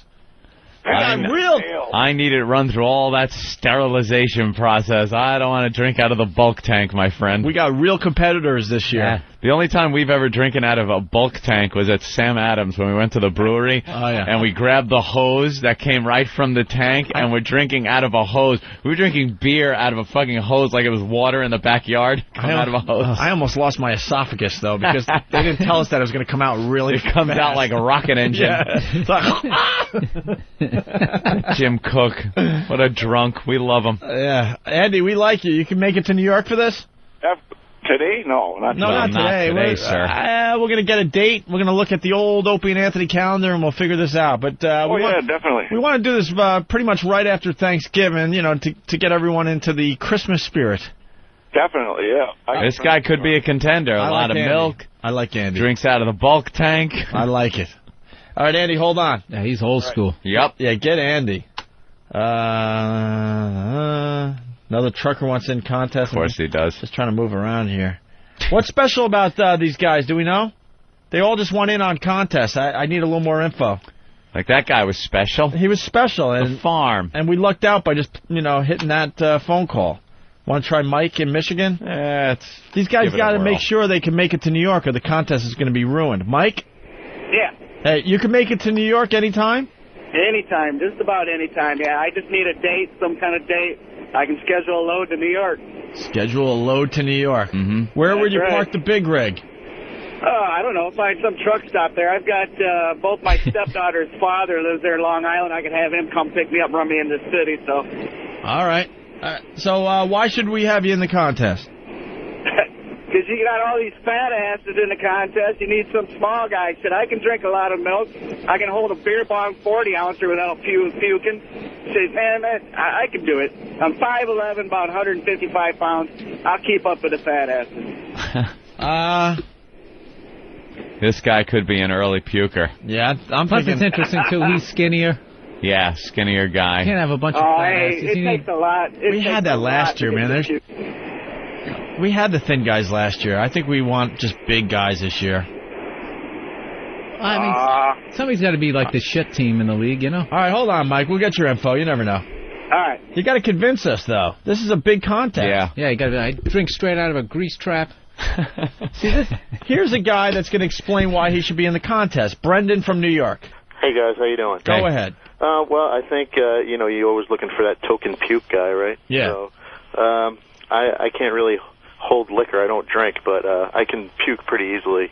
And when I do, it's kind of loud, and usually most of the capillaries in my face break. So looks like I have measles. The capillaries in your face? Yeah, when I was in college and, had a few fun nights. Yeah. I'd usually wake up the next day and go, oh, what the hell? Yeah, this guy has piqued our interest, see? This is how you do it. So that's, All right. Hold on the line, Brendan. We like you, too. All right, buddy. We don't know who we're going to pick in the end. We're just trying to get some people here, and then we'll figure it out behind the scenes. Tommy in Brooklyn. Tommy? Hey, good morning, guys. Hey. Yeah, I'm 6'2", 280 pounds. I could pretty much represent like the Chinese guy that's at Nathan's.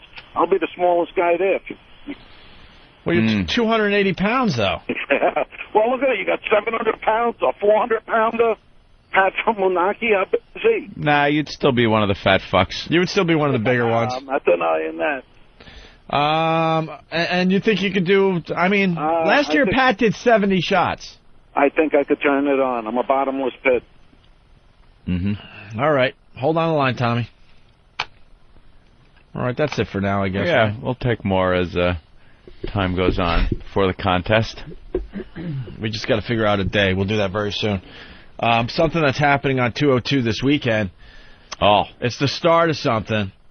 We really want to start jazzing up the weekends on this fine channel instead of playing a lot of replays. Jazzing up? Jazzing up. We want to do interesting things. Mm-hmm. And I guess we're going to start with Black Earl. Yeah, because we can only go up from there, I think. If we start low, we aim low, set the bar low, I think the next thing we do is going to look pretty good. I'm hoping. But this Saturday, what time is it going to be? At midnight? Yeah, midnight to 2. Midnight tonight or midnight tomorrow? Midnight Saturday into 2 Sunday morning. Okay, so midnight tomorrow. Mm-hmm. Black Earl, his dream comes true.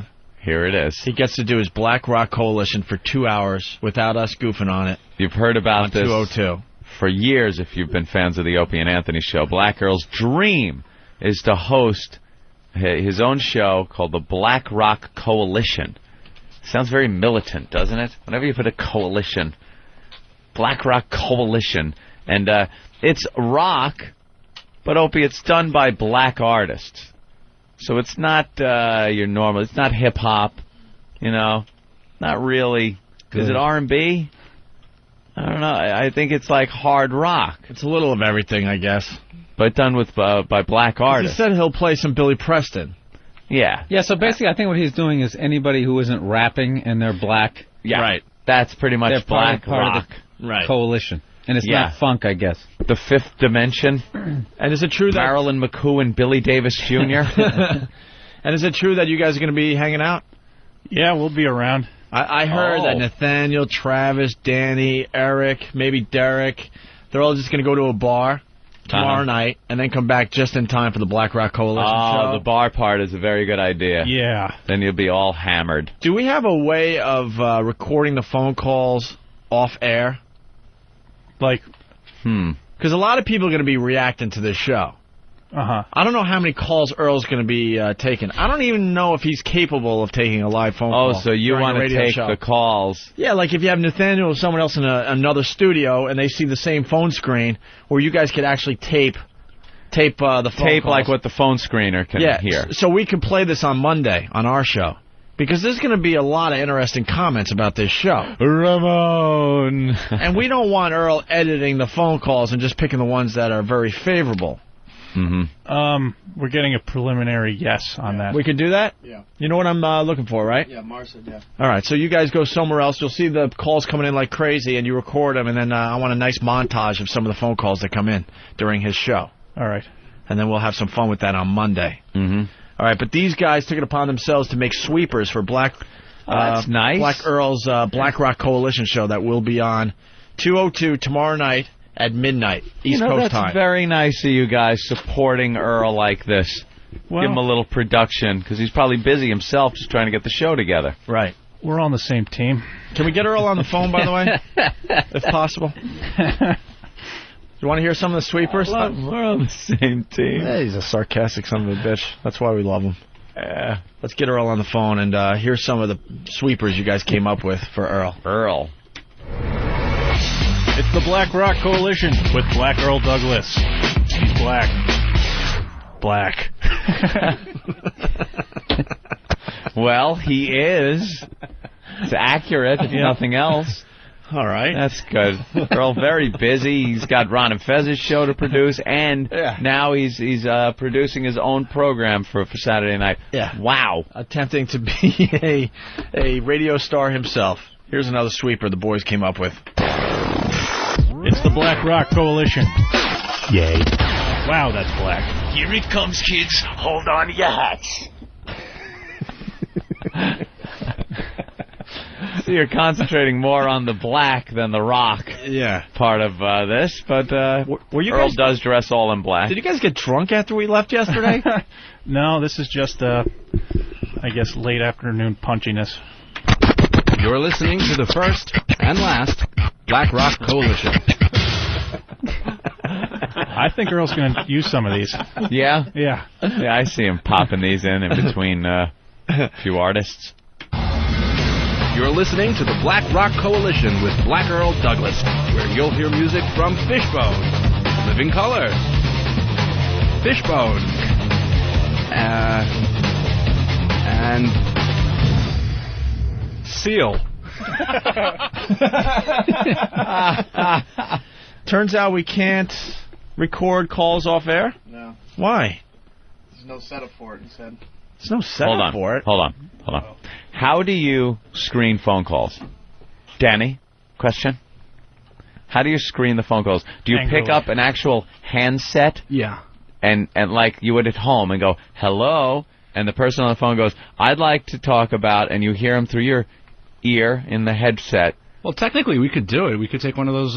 Yeah, like Radio Shack sells phone bugging equipment Not kind even. of thing. We could just rig it with one of the MP3 recorders, the portable recorders that we have. Yeah. Put it on speaker and just hold the mic right We need people... There you go. I'm starting to get really pissed off behind the scenes. We need people around us that can figure out the problems. I'm sick of hearing we can't do something right away. We got to figure out ways to make They think too this shit technical happen. sometimes. Just With make it shit like happen. this. Too technical. Yes, if he's taking a phone call in there that can't be heard on the air, and it's the same people that are calling in, you could absolutely get recordings of it. Yes. Mm-hmm. Mars. You want an actual phone call as soon as he picks it up, right? He's not going to have a screen. Earl? Right.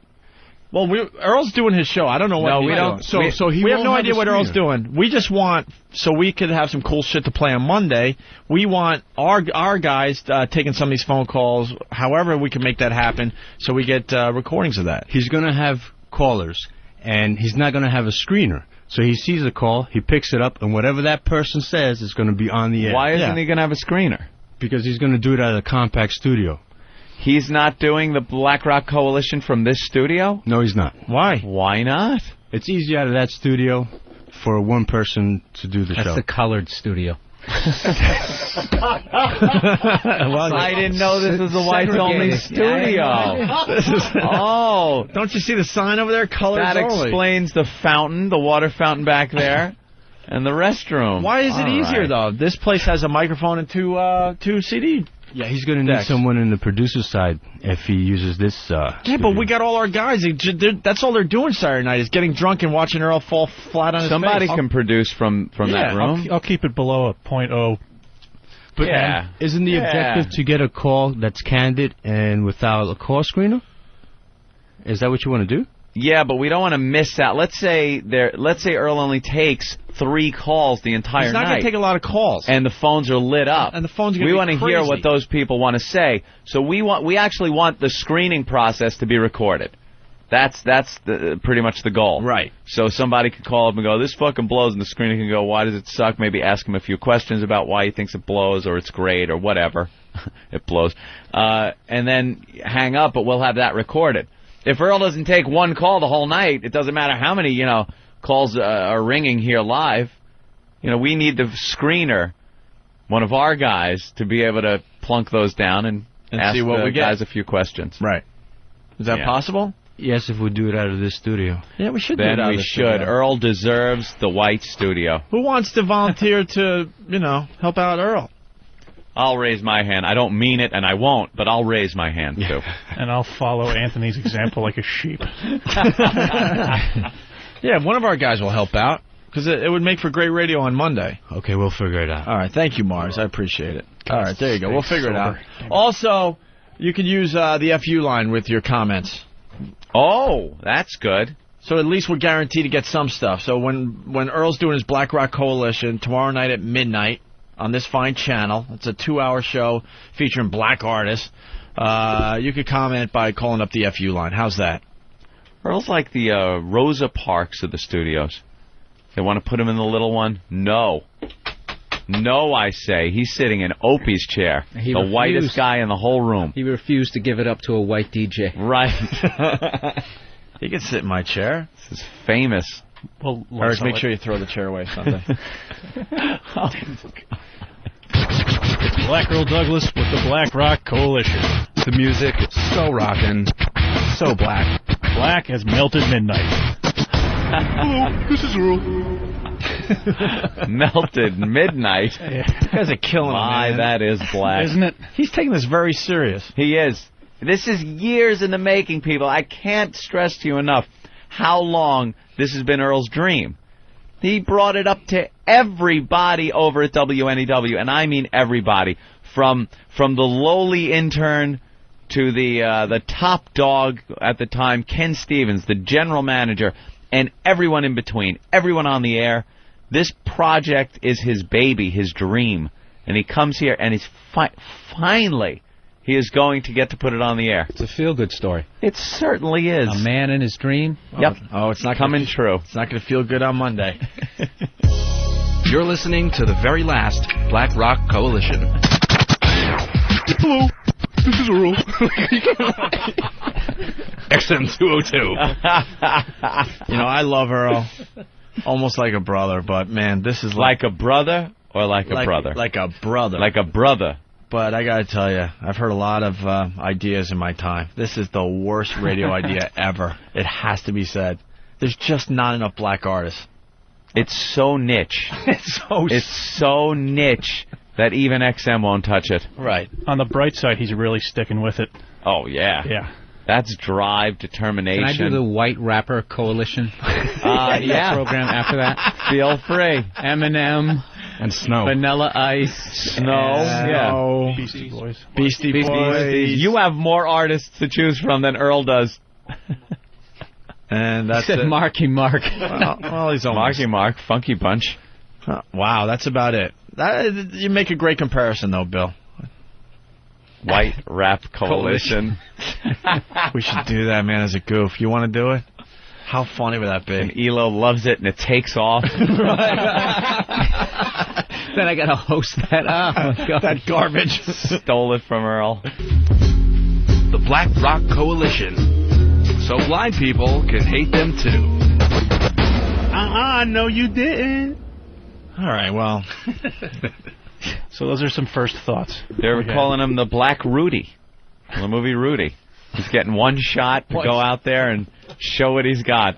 It says, the Black Rudy without the football or the urge to really want to succeed. Yeah, let's just and be honest, they're putting him in garbage time. Yeah, that's what I was going to say. Let's be honest about the Black Rudy. Yes, it's the fourth quarter, and it's 100-8. Get in there, Earl, and give it your all. Rudy. It's a minute left in the game. Have fun. Here's your dream. Now go home. That movie was so unbelievable because of the dude they picked to play Rudy, and then in the end when they showed the picture of the real Rudy. Like, I get it. He looks like fucking Lal Alzado. Yeah. Oh, really? Yeah, I mean, he was a much smaller version, but he looked like a psycho. Yeah. All right, well, it's going to be a big, big night for Black Earl.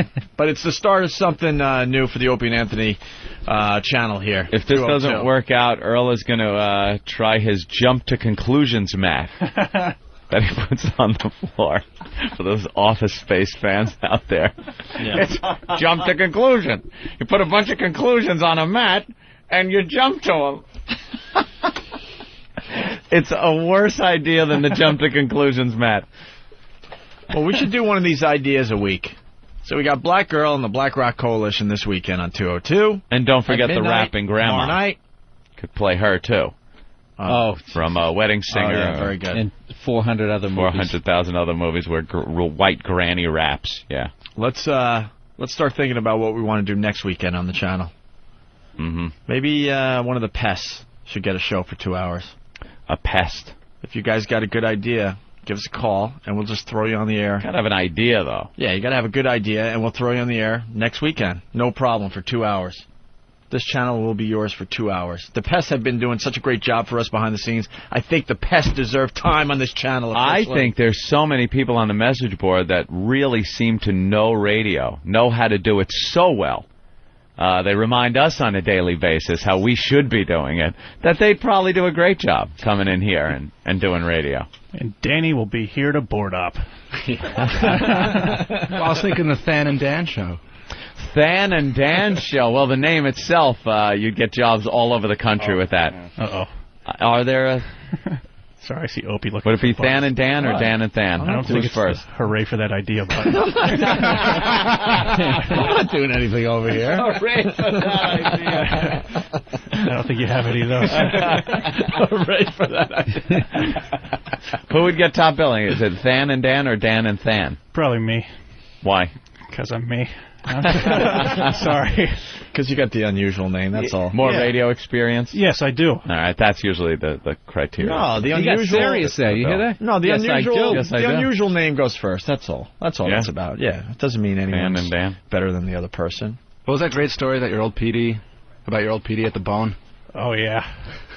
I had done some improv, and he thought that as acting experience, and he didn't like my delivery. And so, listening to my air checks, and he said, well, you're an actor, right? Why don't you act like a DJ?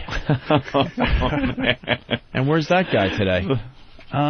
Is he talking on a microphone to the entire country right now? No, he isn't. Exactly. Those little tidbits, they stick with you through your career. Yeah. And you collect them like cards or anything else, and you'll remember that forever. Yep. And the more successful you get, the funnier those little things get, those tidbits. All right. Let's say hi to... Dave Douglas's words of wisdom to us. Let's say hi to Jesse in New Jersey. Jesse! Hey, what's up, boys? How's it going? Hey. Hey, don't you guys remember what happened to the last black guy that had a dream? Oh. Wow. Oh. Let's go to Peter in Jersey. Peter! Skeeter. Skeeter. Well. What's up? Should have gone with Peter. Well, that works. Hey, you should remember what happened when you guys had if you guys take callers or for the show for Black Rock Coalition. Yes. It's never going to work because you remember what happened to Billy Staples when he opened for Norton, and they booed the shit out of him because all the listeners knew what he was going to do, and they just ruined the whole thing for him. Well, see, this is why we know what we need. Earl's not going to take a lot of phone calls because it's a music show. It's going to be a lot of black artists strung together with Earl saying absolutely nothing in between the records. Hopefully some interviews, though, with some people. So perhaps he'll open up the phone lines for... He's not going to open up the phones, I'm telling you. That's why we need to take the phone calls somewhere else so we could see what the people were thinking as the show was on the air. But he's not going to get any phone calls anyway because not many black people have satellite, so... Oh, boy. All right. All right, guys. Let's go to Josh in PA. Josh? Yeah. Hey, guys. How's it going? Hey. Hey, I had an idea for you guys for the pest for the radio show. Maybe you should name it like Whackbag Radio. It's got a good ring to it. Whackbag Radio. Yeah. Well, that could be their slug line, but they got to come up with a concept for a show. Ah, damn it. What? Breaking news. What? Sirius Satellite just signed the Than and Dan show for $8.5 million. Jesus Christ. We missed the boat on that. Again, damn it. Sorry, guys. All right, Josh. It's been good. All right, boys, punch it out. Whackbag Radio. I like the name of the show, but you still have to come up with the actual show. Okay, so we'll figure that out. You guys, you'll take it upon yourself to make sure we get some reaction? Absolutely. All right, you can call the FU line definitely while Earl's on the on the air, and we'll weed through those calls and get the good ones, okay? And we'll work out how to record. Exactly. We're going to take a break. We'll get Big A in here next, and Robin, see what kind of sex toy she brought in today. And Robin. And then we got some very hot girls from the West Coast. Robin. Also sitting out there. Okay? Right. Want to go to break with some of that fag talk we used to play? Are we announcing Arch Enemy today, like Elo said? Good question. Good question. We should have asked him that because a lot of capital letters being instant feedback to me. And you know what caps equal, everybody? Yelling. Ban. Oh. Yeah. Do you just want to ruin everything I do on this instant feedback? This is my job. Told you. I just said it sounded like they were yelling. I go through the instant feedback. See, I was onto this a long time ago. You're here on a daily basis. You know that caps equal You know what the banning. tension is? every relationship is built on trust. Yeah. And until he comes clean about that whore bitch cook that is I his house, don't have a and whore his bitch relation- cook. I have a relationship wonderful woman that you have with their, that comes Let me in ask to you- cook let me once ask you a week. Question, Anthony. Yes, certainly. Is your cook attractive? Is she attractive?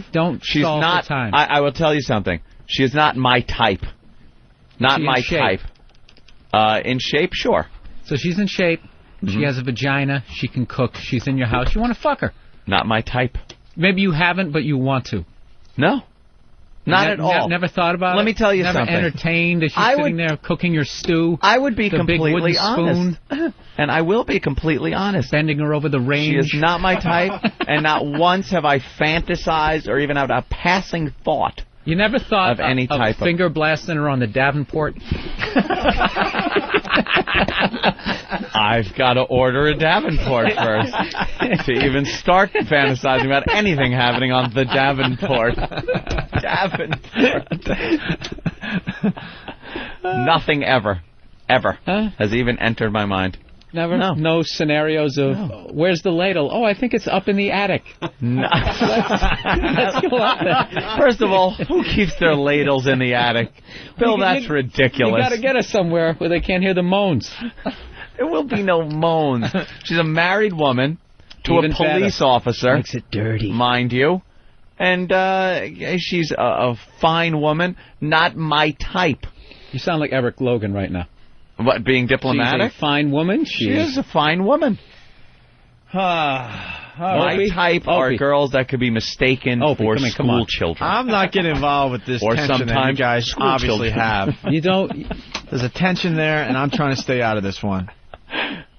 You don't, on some level. Huh.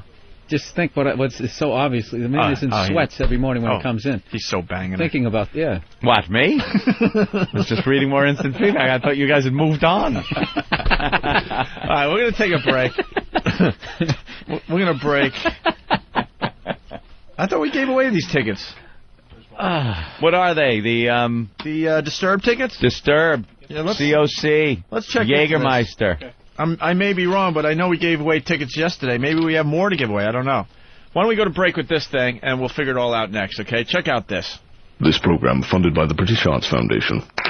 Hello and welcome to Fag Talk, the show where we talk about fags, or as they call them in America, cigarettes. We have Bob the Fagman with a very special box of very special fags today. Yes, indeed, we have a big box of big fags. They call them cigars in America. Yes. Around the world, of course. But we like to call them big fat fags. That's right. The nice thing about big fat fags is they're more specialised. You know, you don't just find them lying about wherever. Right. But you go to a special shop and they're all there. They all sort of hang out and all. Kind of a fag shop. Sort of like there's like on display and you go through and you look and you smell and you taste and you see which fag you want. Which fag is for you? Which fits you nice, right in your mouth in a big way. Right. Or a smaller fag that might just slip right in your feel mouth. nice. Yeah. Right. Anyway, it's wonderful, Bob. Again, this has been a tremendous and very educational program. And that box of fags is for you. Oh, no, I couldn't Yes, accept. big Oh, fat fags for look you. at those beautiful fags. We'll all share them after the show. Thank you so much, Bob, for being here. And join us again next time right here on Fag Talk. Bill Burr helping us out once again today. He had a great week of radio with us, and he's going away next week to do some things. He'll be back soon, though. And he's going to be at Rascals in Montclair, New Jersey, Thanksgiving weekend, so Friday, Saturday, possibly Sunday. Friday, the Saturday, Wednesday got possibly moved. Sunday. Wednesday got moved. All right, so no Wednesday show. Yeah, no. Rascals, Montclair, New Jersey with Bill Burr. Go out and support him, especially if you're in the area. His new stuff is killing. We got to go right to the phones. Krista, the blind girl. Krista. Yeah, hi. Is Robin in the studio yet?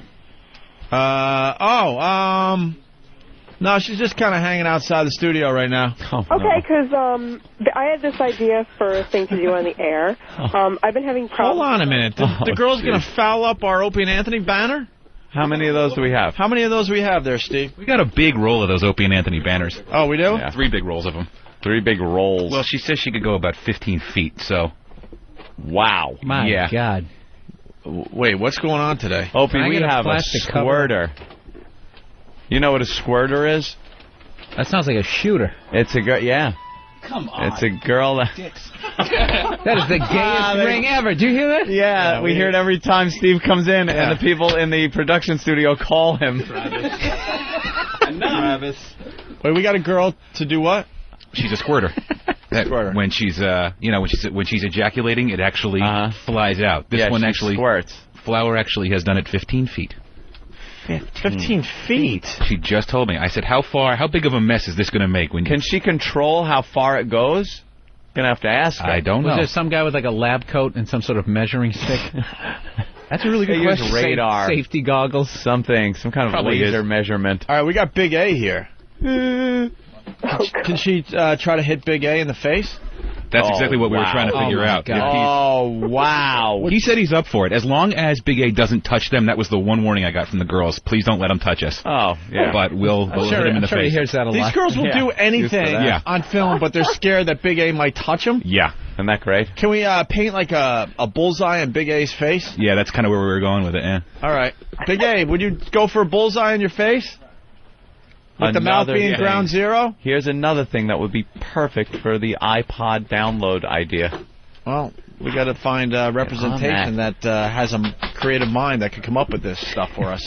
You see Big A just kind of, yeah. Wait, get Big A in here real Like fast. the man has any options in life. No. Oh, he loves this stuff. Look at him. Bring in Big A. Oh, my God, I just pulled up his... bunt. His honeymooner's pants. Holy crap, Big A. Oh, and away we go. Why do you have to pull up your pants so high? Oh, Big A. We're trying to get you girls, man. And your belt is a little askew. Yeah, see, that's you might the need look. a belt loop. There you go. The shirt has to be out. Yeah, see no tuck. See how much nicer that looks? No tuck. Yeah, you don't tuck anymore. Oh. All right. You got to give the illusion that you're slender. Are you losing weight? I'm trying. Yeah, he got a haircut. He cleaned himself up. Want to drink some eggnog? You did get yourself a little bit of a haircut. That's all right. Clean yourself up a little bit. There we go.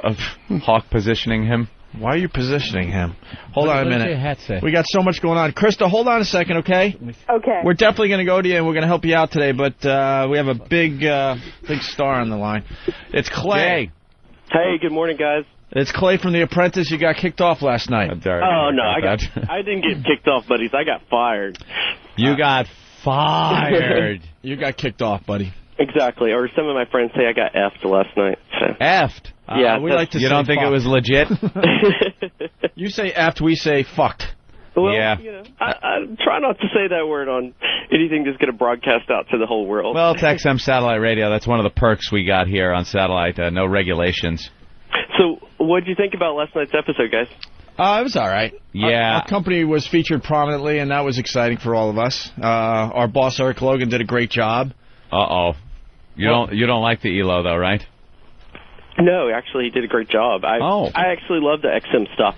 I love the new little XM to go thing. I wish we would have gotten to keep those. We got to play with a couple of them for the 3 days. They didn't even let you keep them? They didn't even let you keep them? No, they took them up real quick, and we were like, no, these are fun.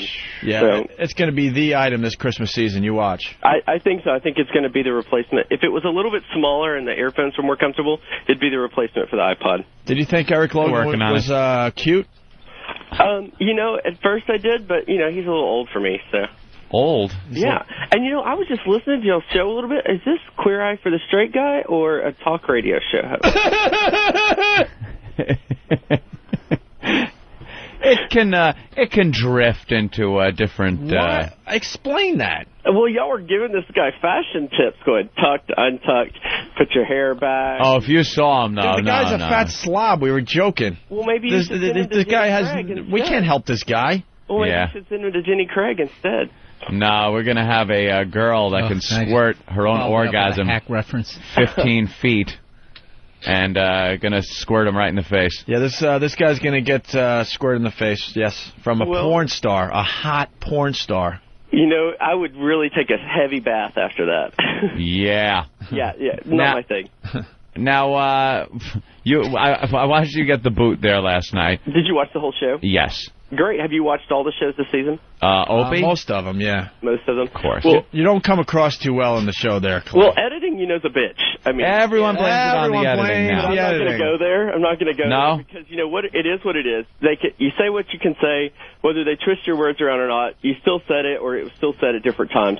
The things that you didn't see in this task, or actually, you know, the things that you did see in this task, is that I was right about the type of song we should have had for XM Cafe, but Rebecca, who's a big hip-hop R&B fan, wanted to have and turn this guy who looks like Seal and sounds like Seal into, you know, Tommy Lee, I guess, or 50 Cent or something like that. And that doesn't fit on your XM Cafe station.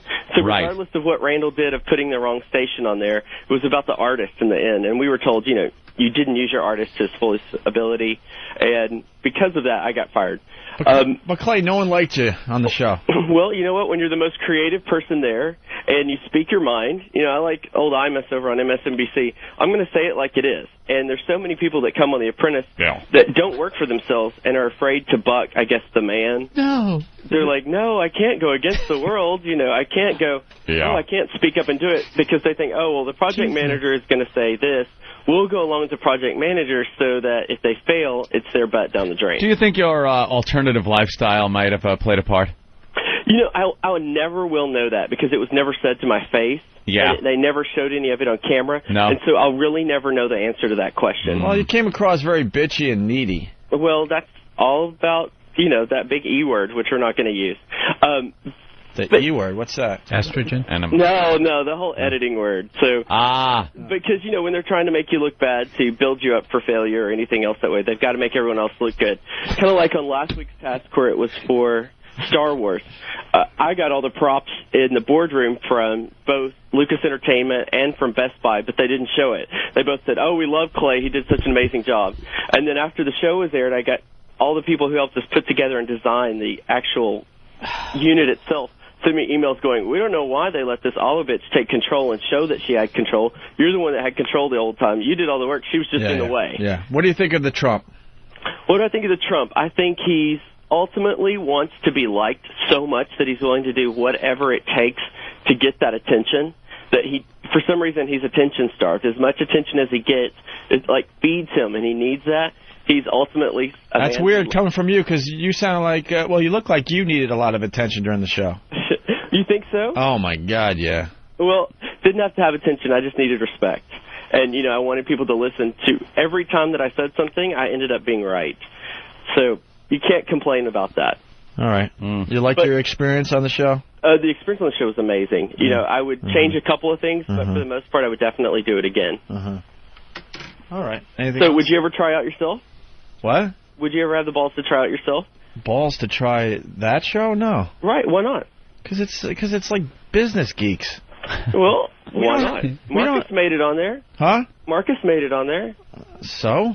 It's not our thing. Well, I mean, there's a million other reality shows that we could do besides that one. That's like, dude, we hate that world. Do you understand? You guys are all young go-getters, kissing ass and blah blah blah, looking the part. I don't think I kissed ass at all anytime in this, which is probably why I was hated. So. No, it's just not our cup of tea there. What would be your cup of tea on a reality show that's out now? Fear Factor. Really? No. Would you? No. Yeah, you of course better not. got a good stomach. So, but hey guys, thanks for having me on your show this morning. Thanks for giving me props. And who do you think's going to win? I think it's going to be the girl with the crutches or the black dude. Wow. Yeah. Wow. Interesting. Why those two? Huh? Why those two? Why those two? Right. My pick is Randall. Who's Randall? The black guy. Yeah, the black dude. I think it's time for a black dude to win. Well, regardless of that, he has the most qualifications. Of the last guy, you know, there's only one guy left besides Randall? Yeah, the little virgin. Yeah, he's a virgin? Well, we think so. He would never answer his question when Trump asked him. So now you're a gay gentleman. You think he has some gay tendencies? You know, I was out last night here in New York, and every single person asked me that. Do you think Adam's gay? Do you think Adam's gay? I think Adam is asexual. Asexual? I wish I knew how to quit you.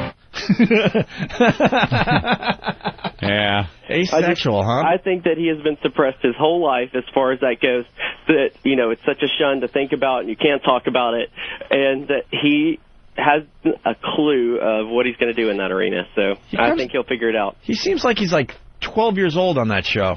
Like he never grew up or something. There's something only really a few strange years about older him. than that, so. Oh, really? He's a young one? Yeah, he's pretty young. He's the youngest guy on the show.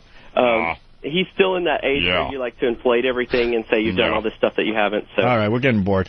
Thanks, all right, Clay. Y'all too. Bye. Oh, you like that, don't you, faggot?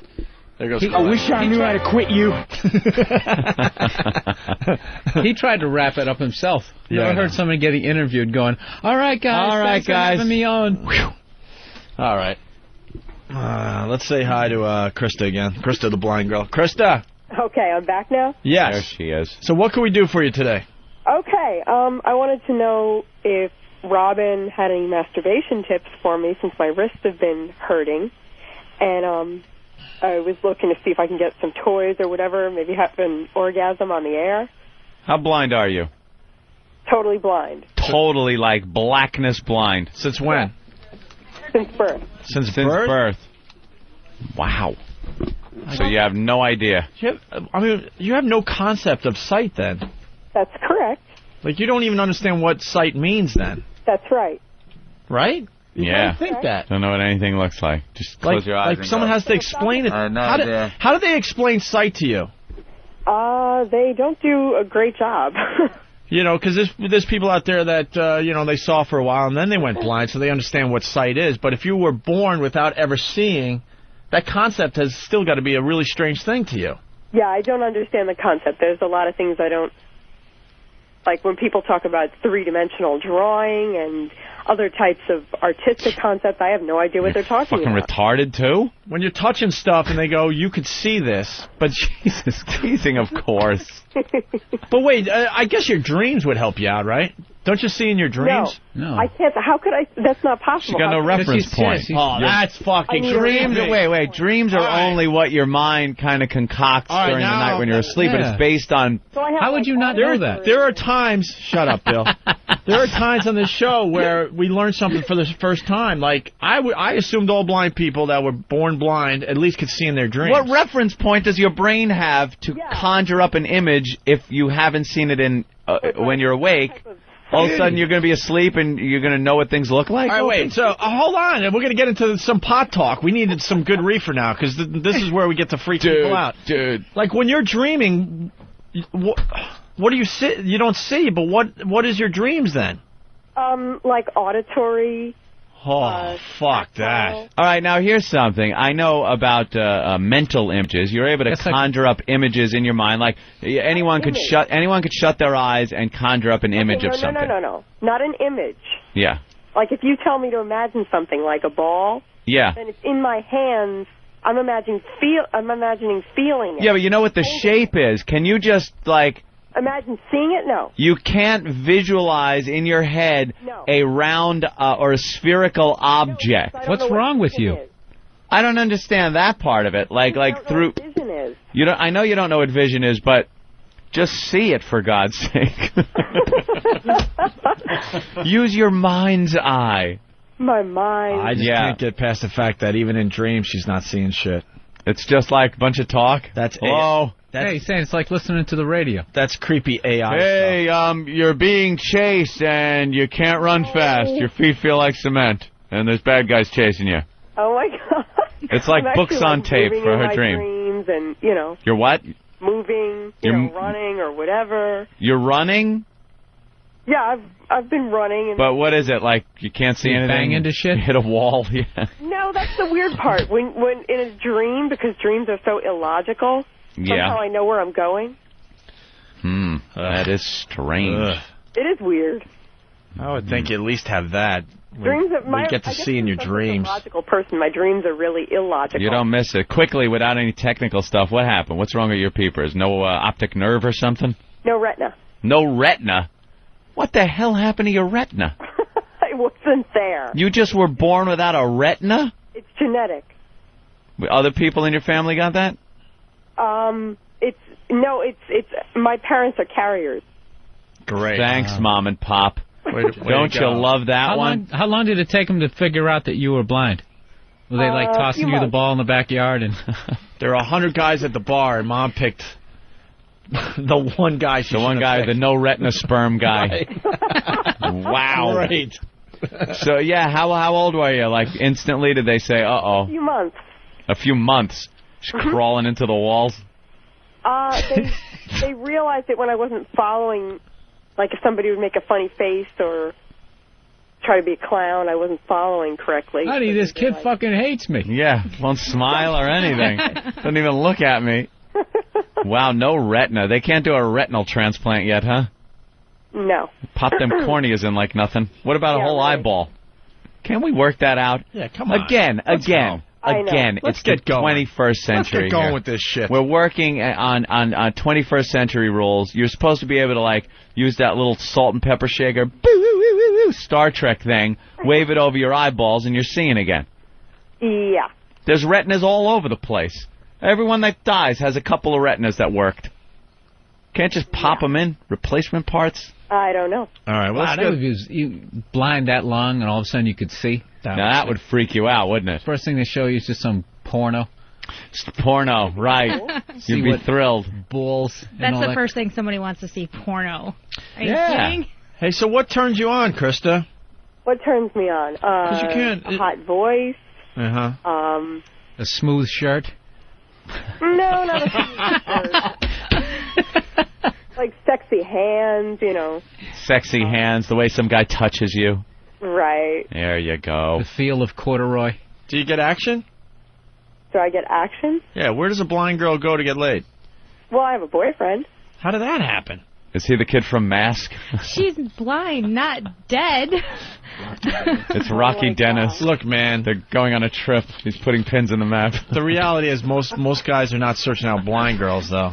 Well, actually, he is, you know, he's a really awesome person. Is he blind? Yes.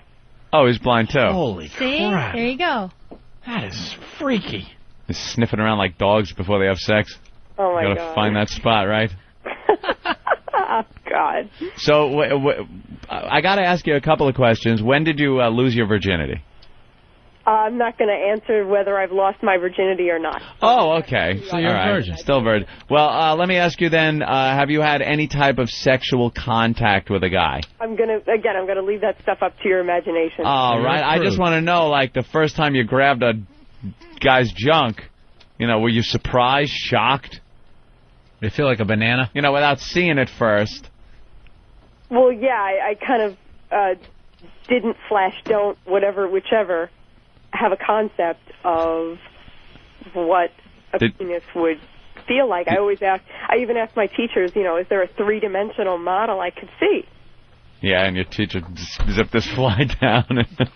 Somebody should just get her a dildo. Yeah? Well, that's what I was looking to see. You know, I'd like because my wrists bother me, typing and all kinds of stuff.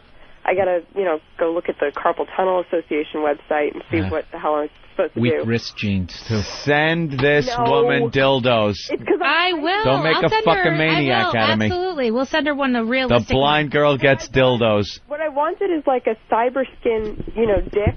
Oh, absolutely. We can do And that. like a little vibrator, like for my finger. Like, what can I do? Because my wrists really bother me, and when I masturbate... There's lots of different things. There's lots of...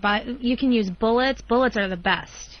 Well, what can I do so my wrist doesn't... Cause with a bullet, you don't have to do anything. Well, I'm guessing she likes the clitoral stimulation. That's exactly. And she's moving her hand around a lot. Remember we had those one porn stars in here. We had that big long pleaser wand. Oh yeah. That thing worked really well, and you don't have to do anything. And that way you could keep your arm up a little higher and just kind of jiggle it around. It's vibrating, and you'll be fine. We'll hook you up. Baby. What could she use in her household? She wants to like masturbate right now. Her cane.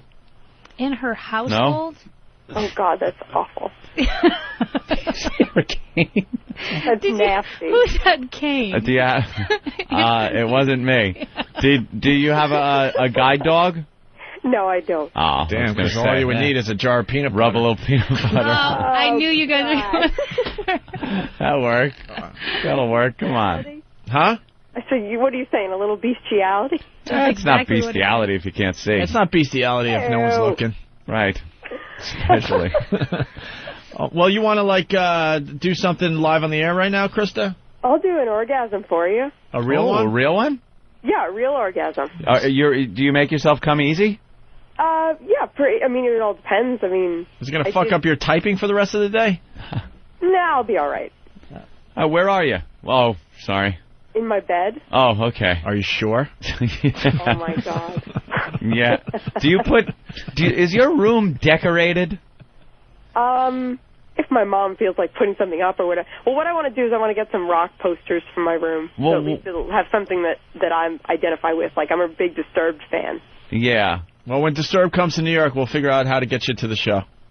Well, can't we just play the CD loud? My mom has this problem. Good point. What? She will not let me go to Madison Square Garden. Why? Because she's freaked out. She's like, oh, my God, a visually impaired person, a blind person, what if there's a terrorist attack or a fire or... Nah, I don't think you got to worry about that. Yeah, she's fucking... Oh, God. Well, just get your seat in the back row. You'll think you're in the front row. Everybody will be happy. Yeah, you could even get her a shitty seat. Yeah. Well, it depends on the acoustics, actually. Yeah.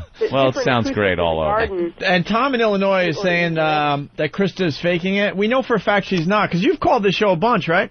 Yeah, I have called this show. Yeah, she's the one that talks through her special computer and everything. Yeah, no, she's blind. Tom, you idiot. And I can give you, techno babble if that would help you. No, we believe you. We proved that a long time ago. You started calling our show right off the bat. Yeah. Now, I remember you now. All righty. All right, so what are you going to use to masturbate today? My hand. Hand. She's just going to use a hand. We'll send her something. We definitely will. We'll send you some toys. All right, so you're on your bed. How are you? Are you sure no one's home? Yes, I'm sure no one's home. How do you know? How do you know? Oh, my God. Is your door closed? How do you know? Yeah. There might be 10 people sitting in chairs all around your bed right now, just being very quiet. What if? Does your mom have a sense of humor? Will she put up, like, in-sync posters on your wall? No. Tell you it's Disturbed? So your friends come over and think you're a real dork? That's okay. My friends will come over and rat her out, so. Hey, you get off by Hot Voices, right? Yeah. All right, we got a really hot voice for you. This person will help you through it, okay? Oh, my God. You're not going to play Norton, are you? No. We know Norton doesn't have a hot voice. We have the hottest voice right here in radio. So get started and... oh, my God. You're going to play Howard. No. No. That's not a hot voice. You promise? We promise. I know you're going to, like, fool around totally. I'm touching myself now. I could tell. Couldn't you tell she was touching herself a little? Her voice got a little more sultry. Mm-hmm. This has been a fucked up week of radio. Just lay back, close your eyes. Homeless girls' asses. Oh. And now a blind girl masturbating. Sorry. Blind woman with weak wrist. Mm-hmm. Let her go. Let her go. Yeah. You guys can talk. I can multitask. Well, let us know when you want the really good voice to help you to the end. Okay. I would assume you want to get a little closer and then just say now, and then this person with the hottest voice. Oh, she's getting that kind of quick. Yeah. Well, I have like it's like sometimes I'll have a half an orgasm and then I'll like take a break and then I'll like, Chicks are so fucked up. Imagine that. Yeah, I just let a little cum come out. And then I wait, and I jerk off the rest of the way. Guys are just, we're done. Beat it. Back to video games. No, I mean, you gotta have fun with it. You gotta like. Yeah, you do. All right, go ahead. Let her rip. Go ahead. Nice. Oh. Oh my God, that's hot. Oh. That's hot.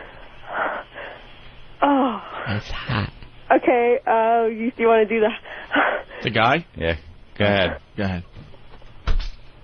When I looked up at her face, I saw that she was smiling at me, fully aware of my visual adoration and loving the attention. My cock gave me a twitch of anticipation when I realized she was aware of a total femininity.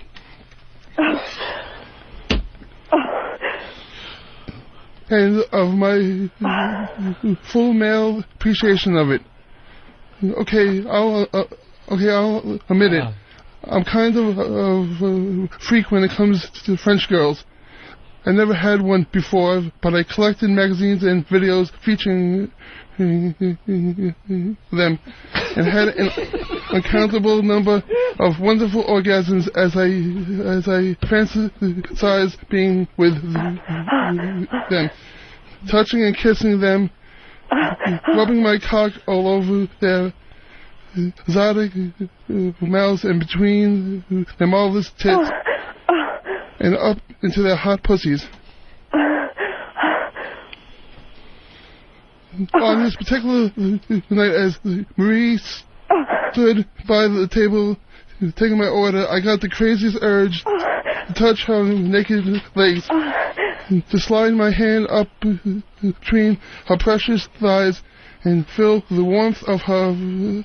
Okay, you need a little more expression. You sound like you're going, Yeah. We're gonna write. That's like telling you to You know what? see. We're gonna write some shit. Yeah, we all have pens and paper in hand. We'll write for Big A to help you along.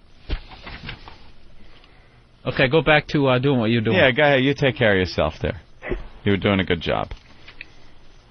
Well, I am. It's just that it's sort of like an ebb and flow kind of a sensation. All right, keep going. Yeah. He's new to this. We're going to try to get him a job at a phone sex. Yeah, here we go. She's in the... You want him to start talking again? All right, she's moaning. Go ahead. Take my cock. Yeah, you like that, bitch?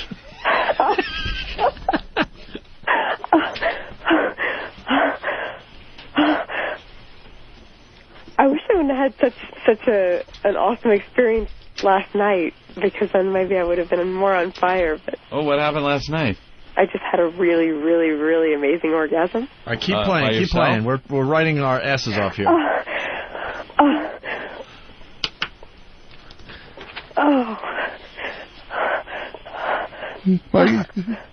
My cock feels good in your tight pussy. Take it, you blind whore.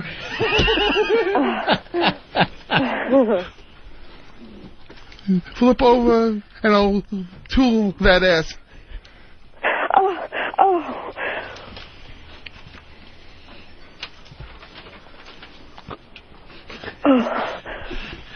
It's like a perverted match game. You like it in the ass?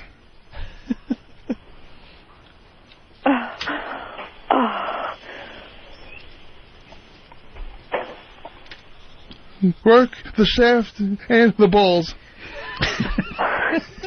Oh, God. You know, hey, Andrew, you don't actually have a bad voice. All right, just keep playing, man. Oh, baby. I'm getting ready to come. Retina, I damn near killed her. What did you say? Reckon Anthony's good line. Jesus. Why don't you go freestyle, Big A? Talk dirty to her. Let's go. We'll help you along, but go ahead. Freestyle. She's almost ready. I'm actually finishing up the job, kind of. Oh. You just finished? Well, I don't know. I don't have like a... Suck it.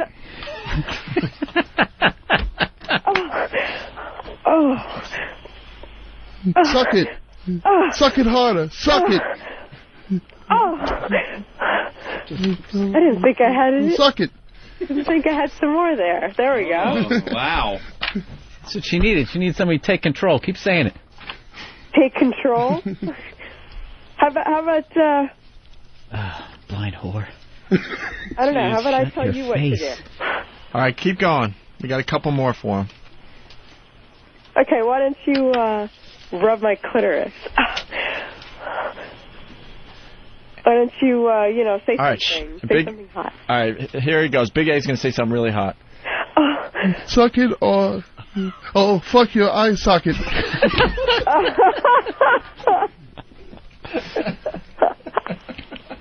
Oh, my God. I'll make you smell guard. What? God. I'll make you smell God.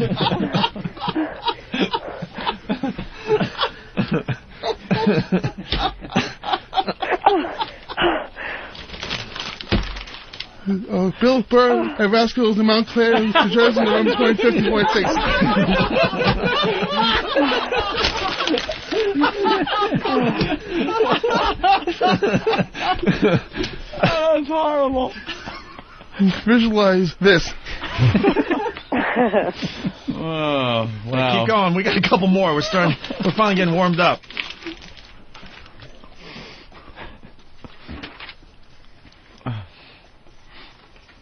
Keep moaning.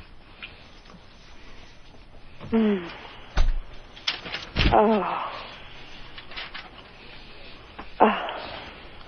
I put it in your poop shoot?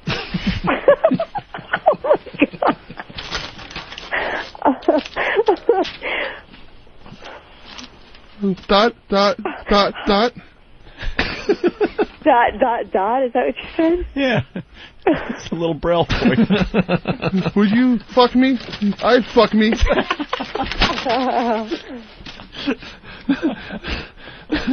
It's so weird. I hear us on delay now. Yeah, turn down your radio. Well, you can't hear it. It's not a big deal. Mm. It's all the way across the room. Yeah, that's fine. I finally got an XM radio. Oh, good. Shocking. All right, keep going, keep going. We're just about done. You like my body? Shrimp spa, baby.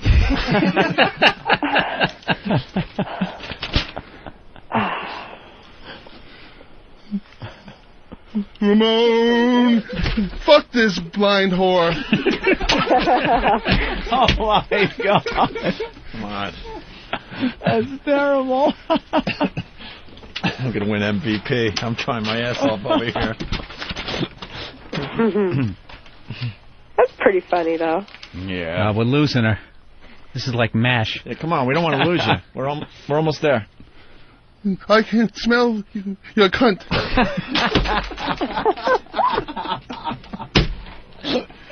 Let's see, I don't know. Maybe I can have a second orgasm. We'll see. Yeah. Give it a yeah, One more. Will it burn if I come in your eyes? Don't know how I'm doing this with your awful comments, but...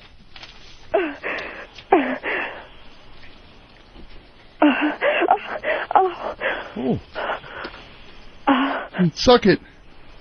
Suck it. Harder. Suck it. Suck it.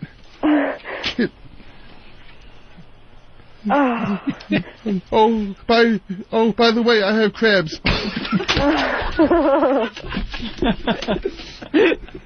Thanks for the revelation.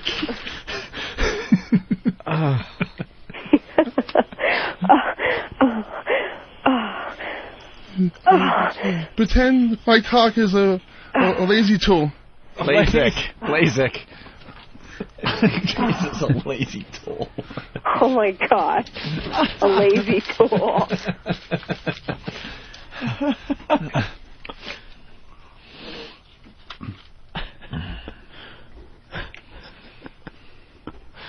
All right. You want to just finish off your orgasm for us? Yeah, see if you could just finish up a little bit. I think I have gas.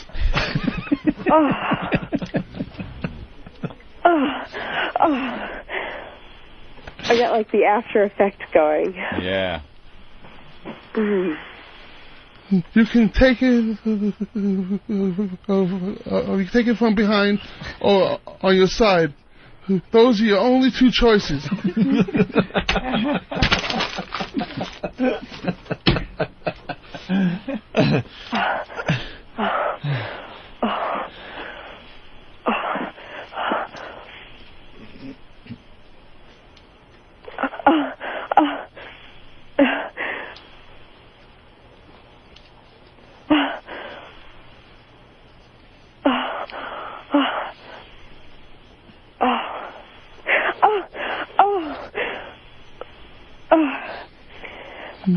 Shut up and take it.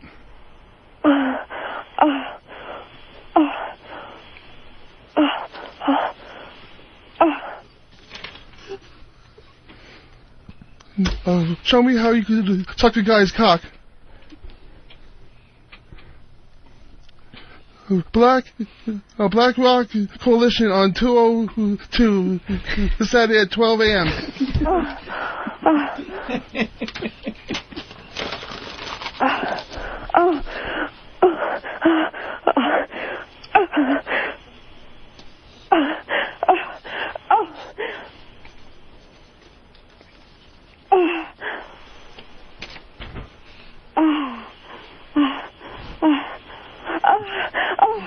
I am gay. Those men wanted to have sex with me. Oops. I only have eyes. I only have eyes for me.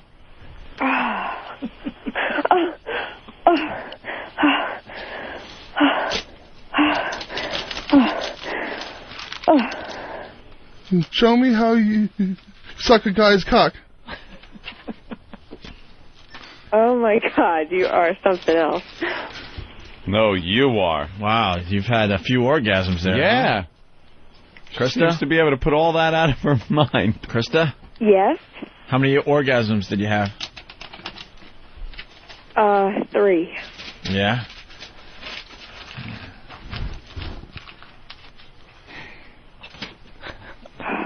Hey, college boy, you're next.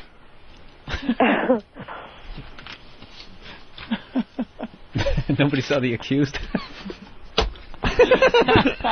Keep going, Chris. We're almost done. I don't think you're going to get much else here. Unless I fake it or something. No, no fake. Just rub a little. Look at us. Just rub it. Lie a whore, and you know it.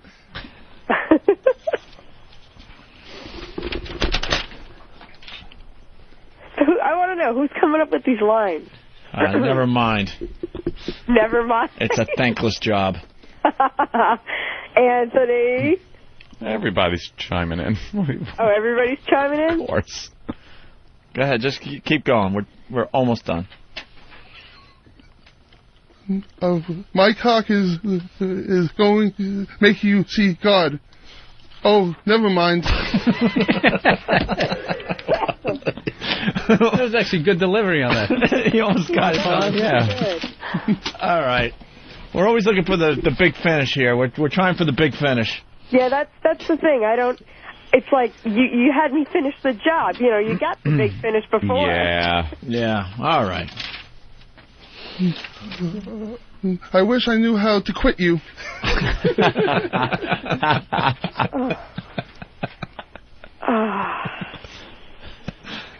Big A, getting the job done. Yeah, he sure is.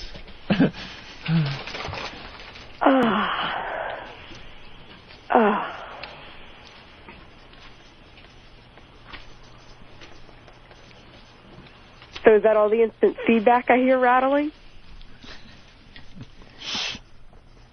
We're working. Is that instant feedback? Let's hear the instant feedback. Here's nothing. Here's nothing that will matter in your eye.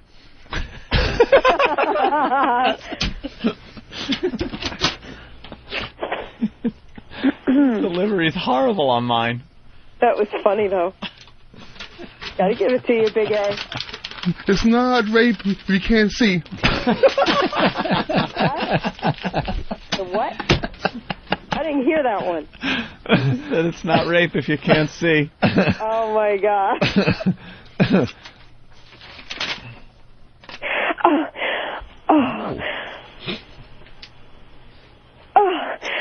Take your XM, flush it down the toilet, and fuck your mother. Oh, she's gonna go again.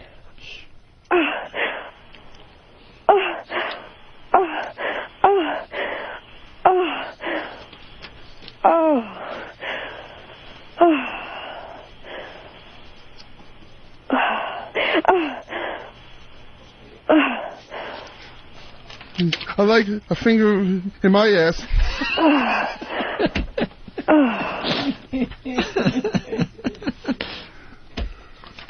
I'm Big A, and I'm on your clit. Oh, my God. We almost had the big finish. You got it already. All right, we'll end with this one. Welcome to the wonderful world of AIDS.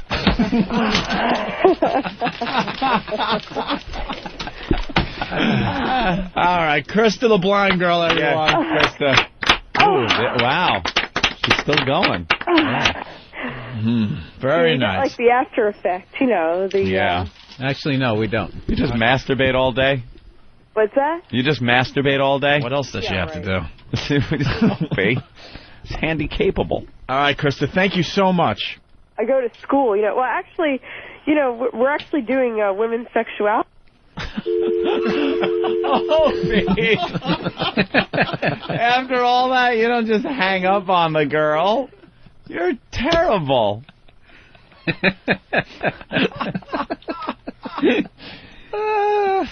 Hey, Rich, what's up? What's going on, guys? Hey. Greatest bit ever.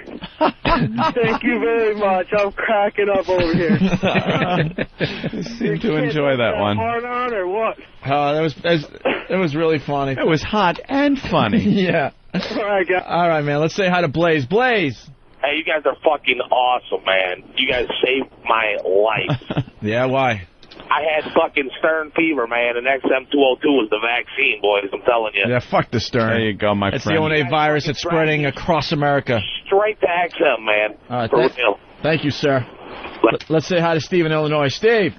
Yeah, you guys fucking rock. This is the best bit ever. Now, I already voted on the fucking website what was the best bit. Now I'm going to have to change my fucking vote. Yeah, we're going to play the best bits we've done since coming to XM, and we're going to have a huge 2-day special. It's going to air at the end of the year on 202. I think 2 weekends in a row it's going to air. Thanks, All right. Steve. All right, thanks, guys. All right, let's say hi to Mark the Trucker. Mark? Hey, how you doing? You guys have the funniest fucking show I've ever heard of. Look at the accolades. I was driving through North Carolina last night listening to your crack whore homeless lady, man, and I about died laughing. Hey, promise me you'll never play the Yoko Ono thing again, though. I was about ready to drive this 18-wheeler off a bridge. Oh, we played that yesterday, yes. Yeah. All right. All right, thank you. Thank you, sir. All right, we should take a break. We're not done with Big A. We got some girls that are going to squirt on you. Can we put like a bullseye on your face? Okay. We got to do it in a way where he can, wash it off, though. The girls out there have lipstick or something? Oh, you got the lipstick? All right, as we go to break. Jesus Christ. Totally prepared. We are just goofing off today and having a lot of fun doing it, man. All right, we'll play this little thing going into break, and we'll continue with Big A. We'll get the girls in. One of them can squirt like 15 feet or something.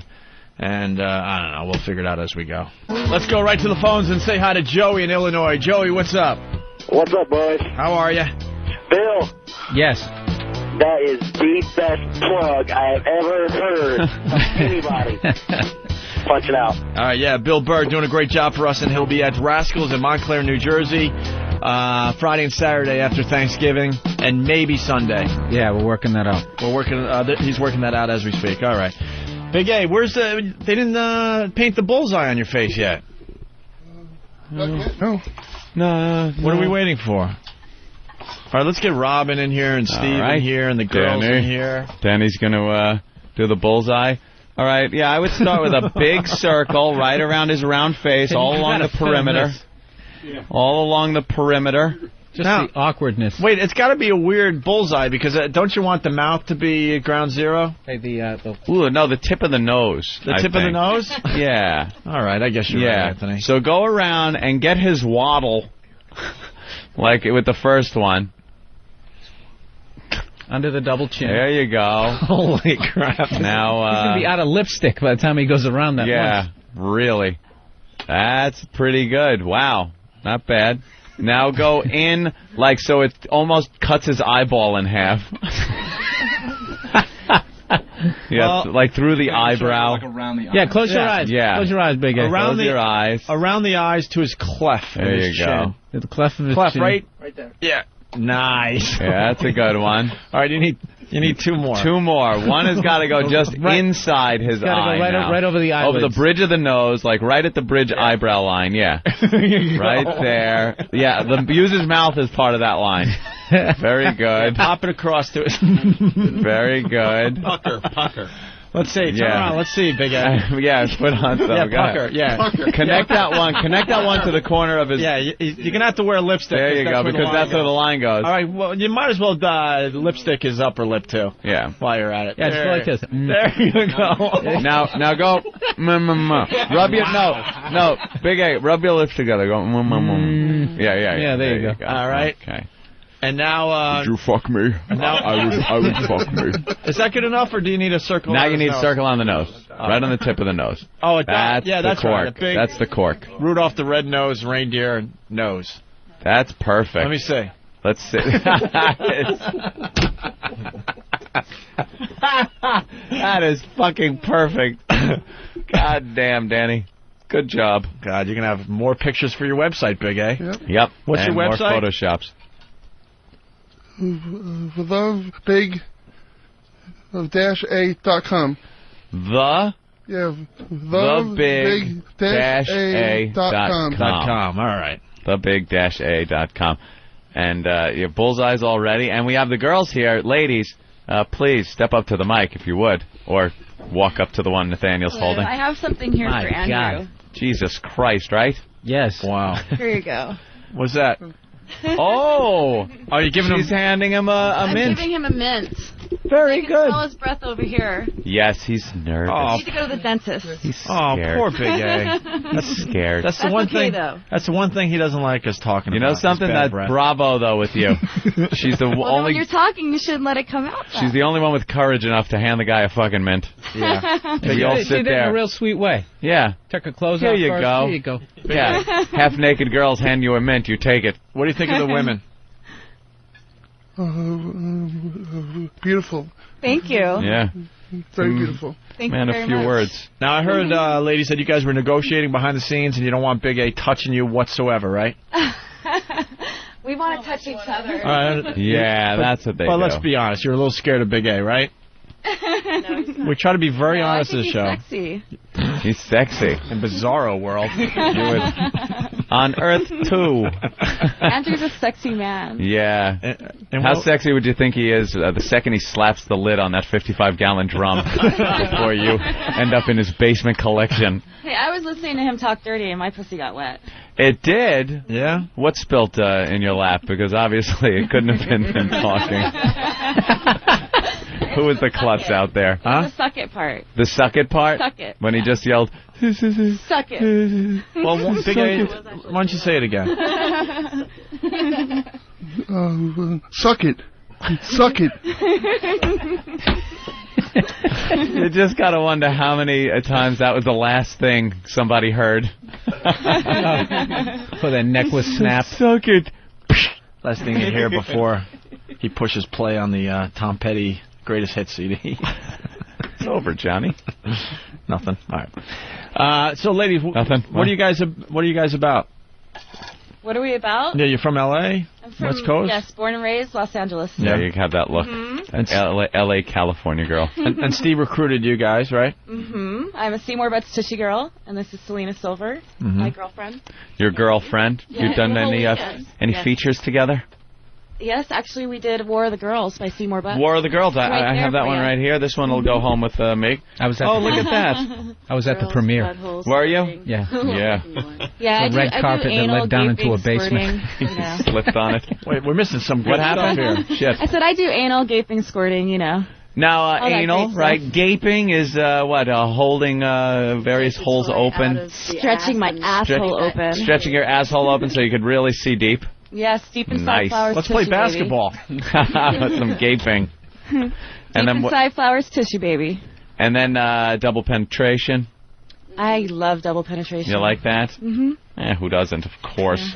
Yeah. And then wow, you are taking a lot of cock on the back of this box. Yes, I take a lot of cock. Nice. I'm a cock lover. Yeah. Do you really enjoy it, or is it just a job? I really enjoy it. You I do. love what I do. Yeah. You always liked the cock?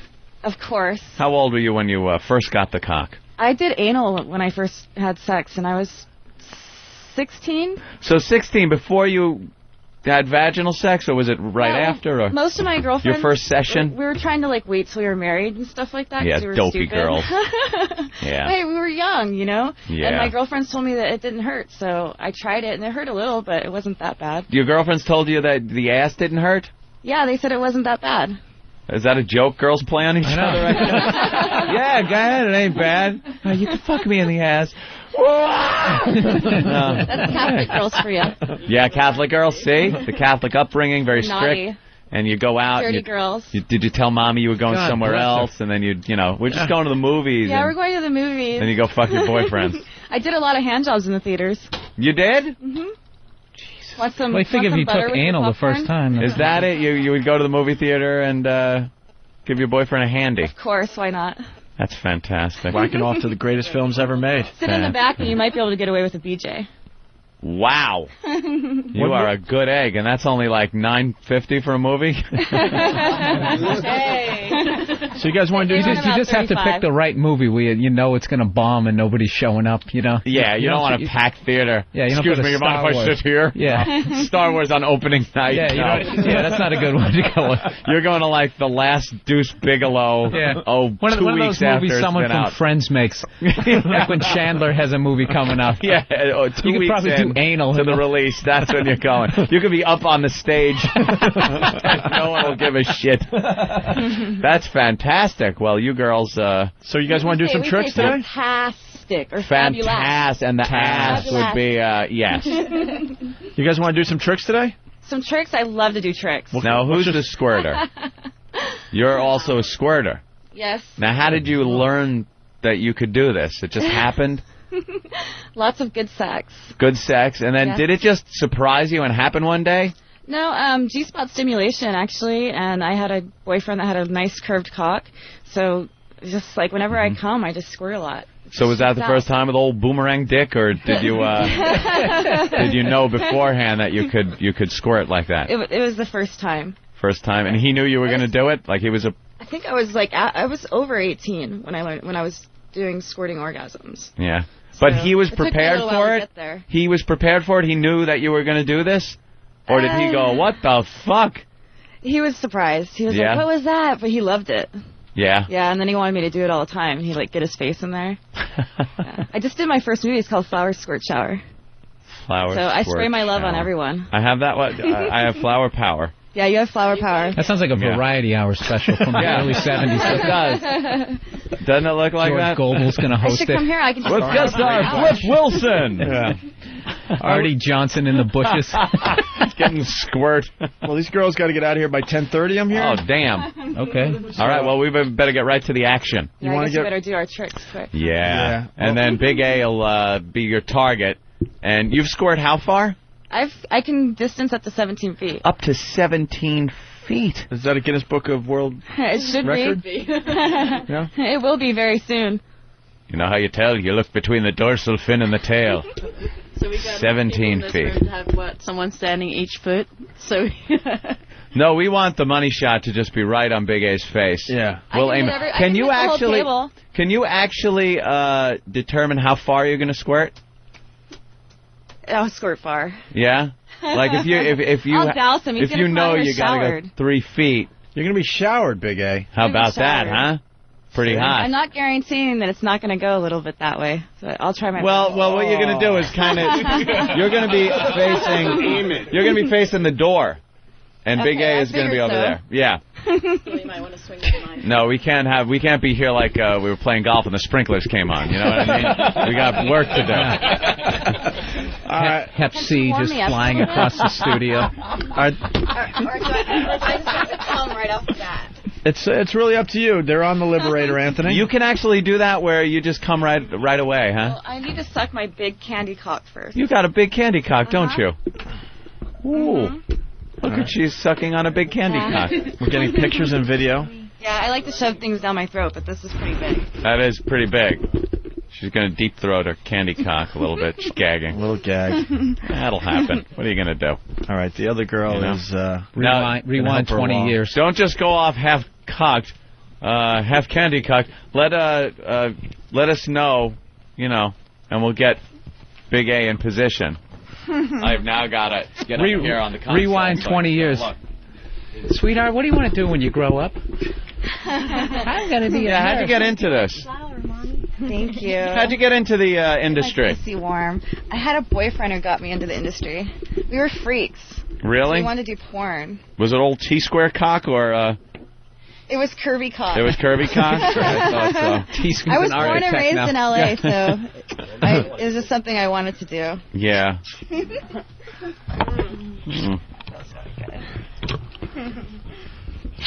It's just the definition of uninhibited. Big A, when was the last time? Ever. When was the last time you saw anything like this? Huh?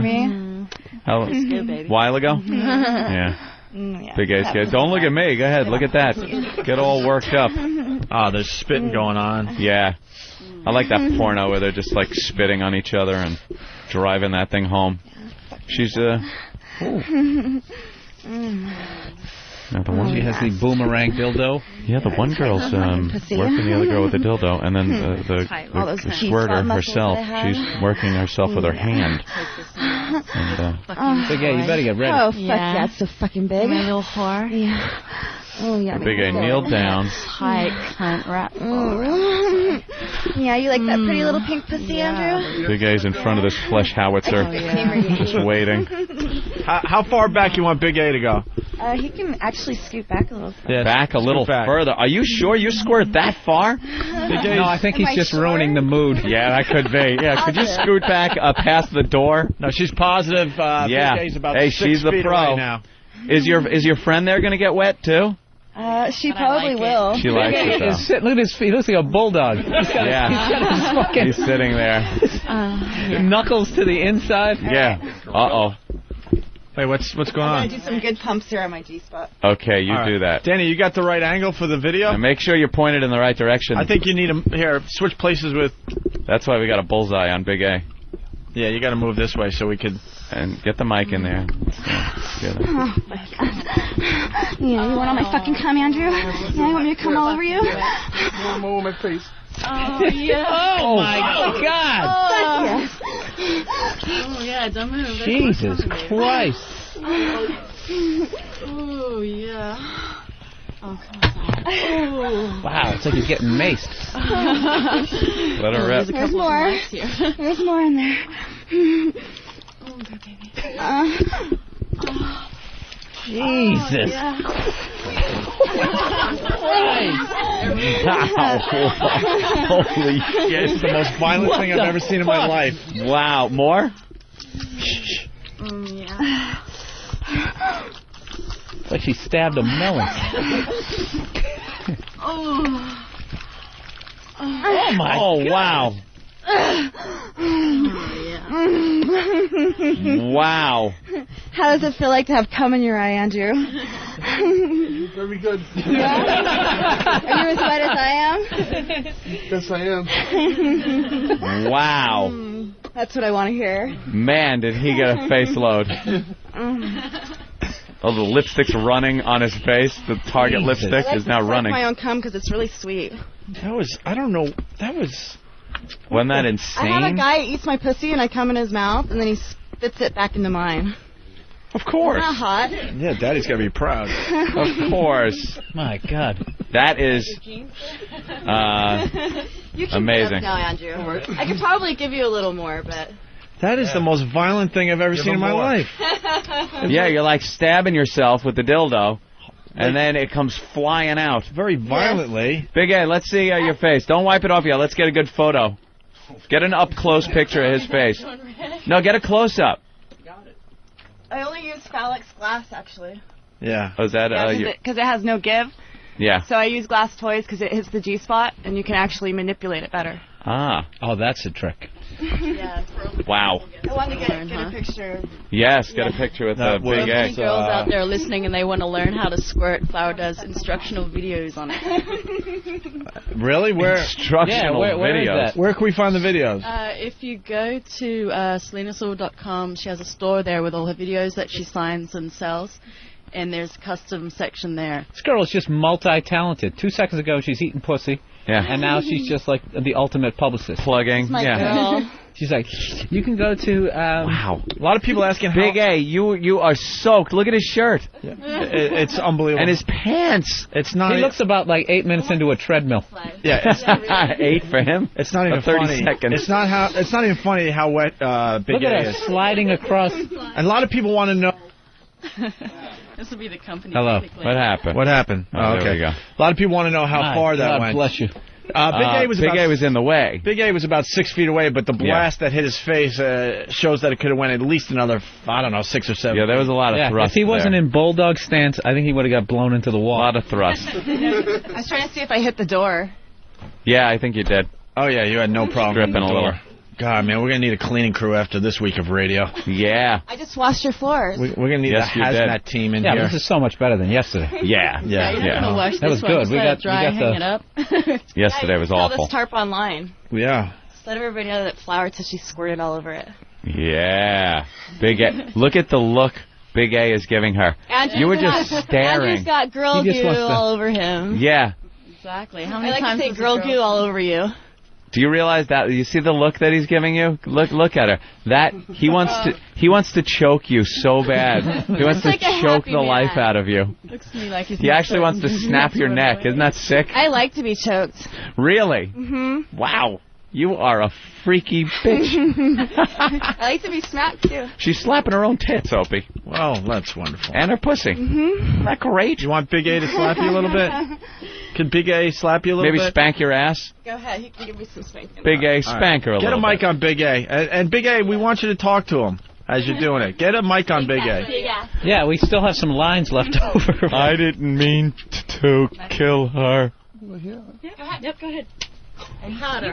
Jesus Christ. Yeah. You like that, Big A? Yeah. Excited, jealous. How long before he snaps? Oh. His childhood rage comes out. Yeah. Oh, you're a machine, dude. Yeah.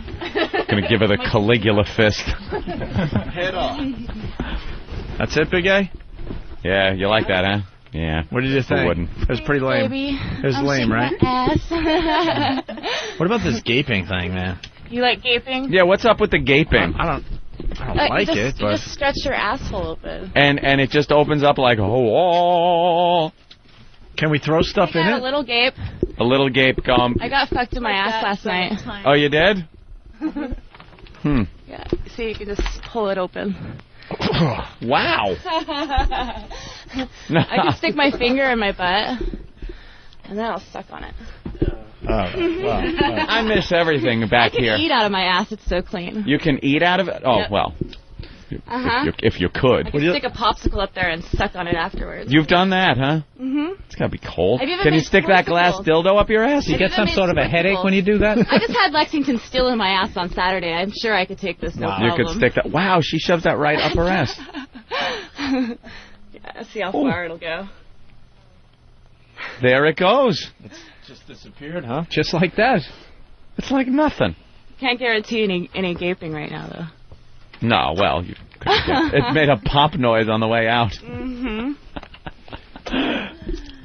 You are a good girl. Yes, I am. You've come in here and just not been shy or anything. Of course not. I assume the gaping thing seems like a good idea when you're young, but aren't you worried about getting older and all of a sudden... Your asshole falls out. Yeah, exactly. Actually, I believe that if you use your muscles in your body, like your anal muscles and your vaginal muscles, and they get stronger. Oh, so it'll be stronger and like. Yeah, That's one of those if you new don't use agey, those no muscles, research behind then it. you just have Right. a hole that people fall into. See, I have like a I lot of think muscles God- in my pussy. Like when I push, Yeah. like they actually come, like they'll come out.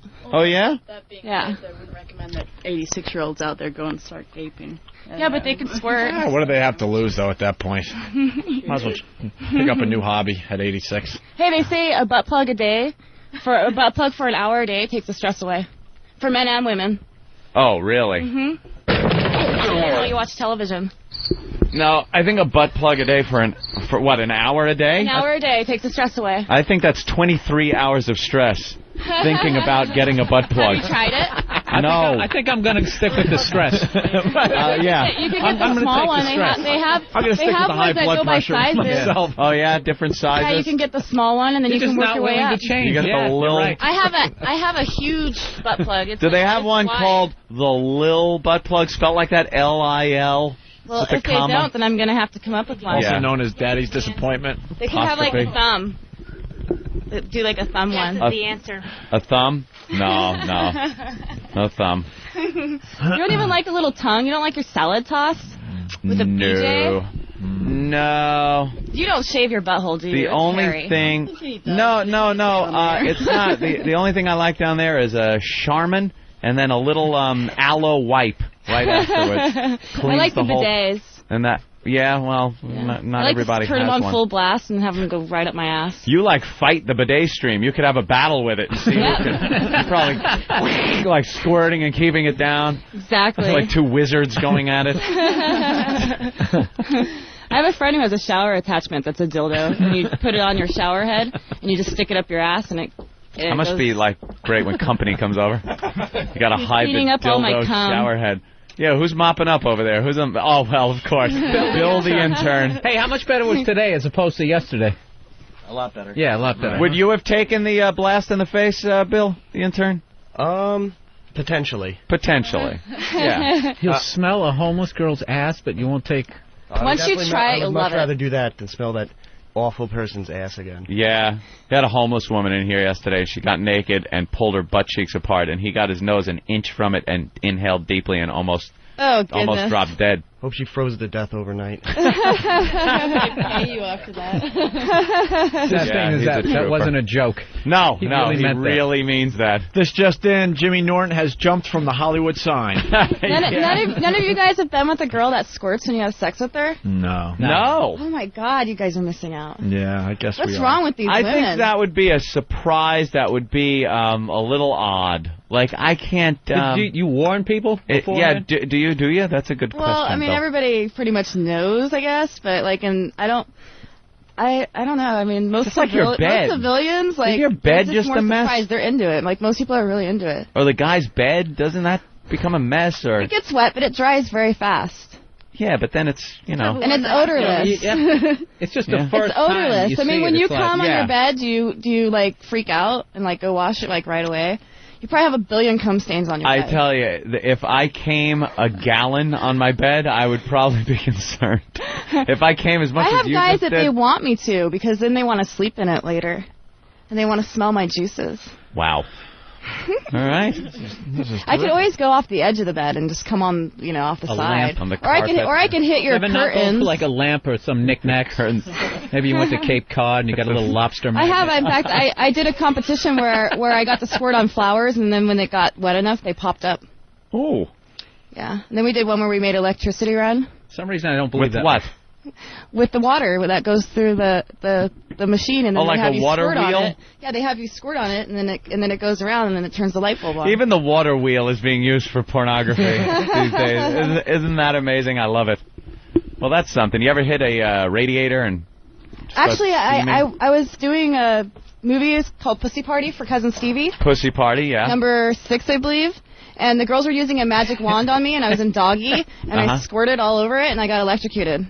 Wow, you felt a shock? I got electrocuted like twice. They had to pull it out of the wall. Wow. That's terrific. Hey, nothing like feeling alive.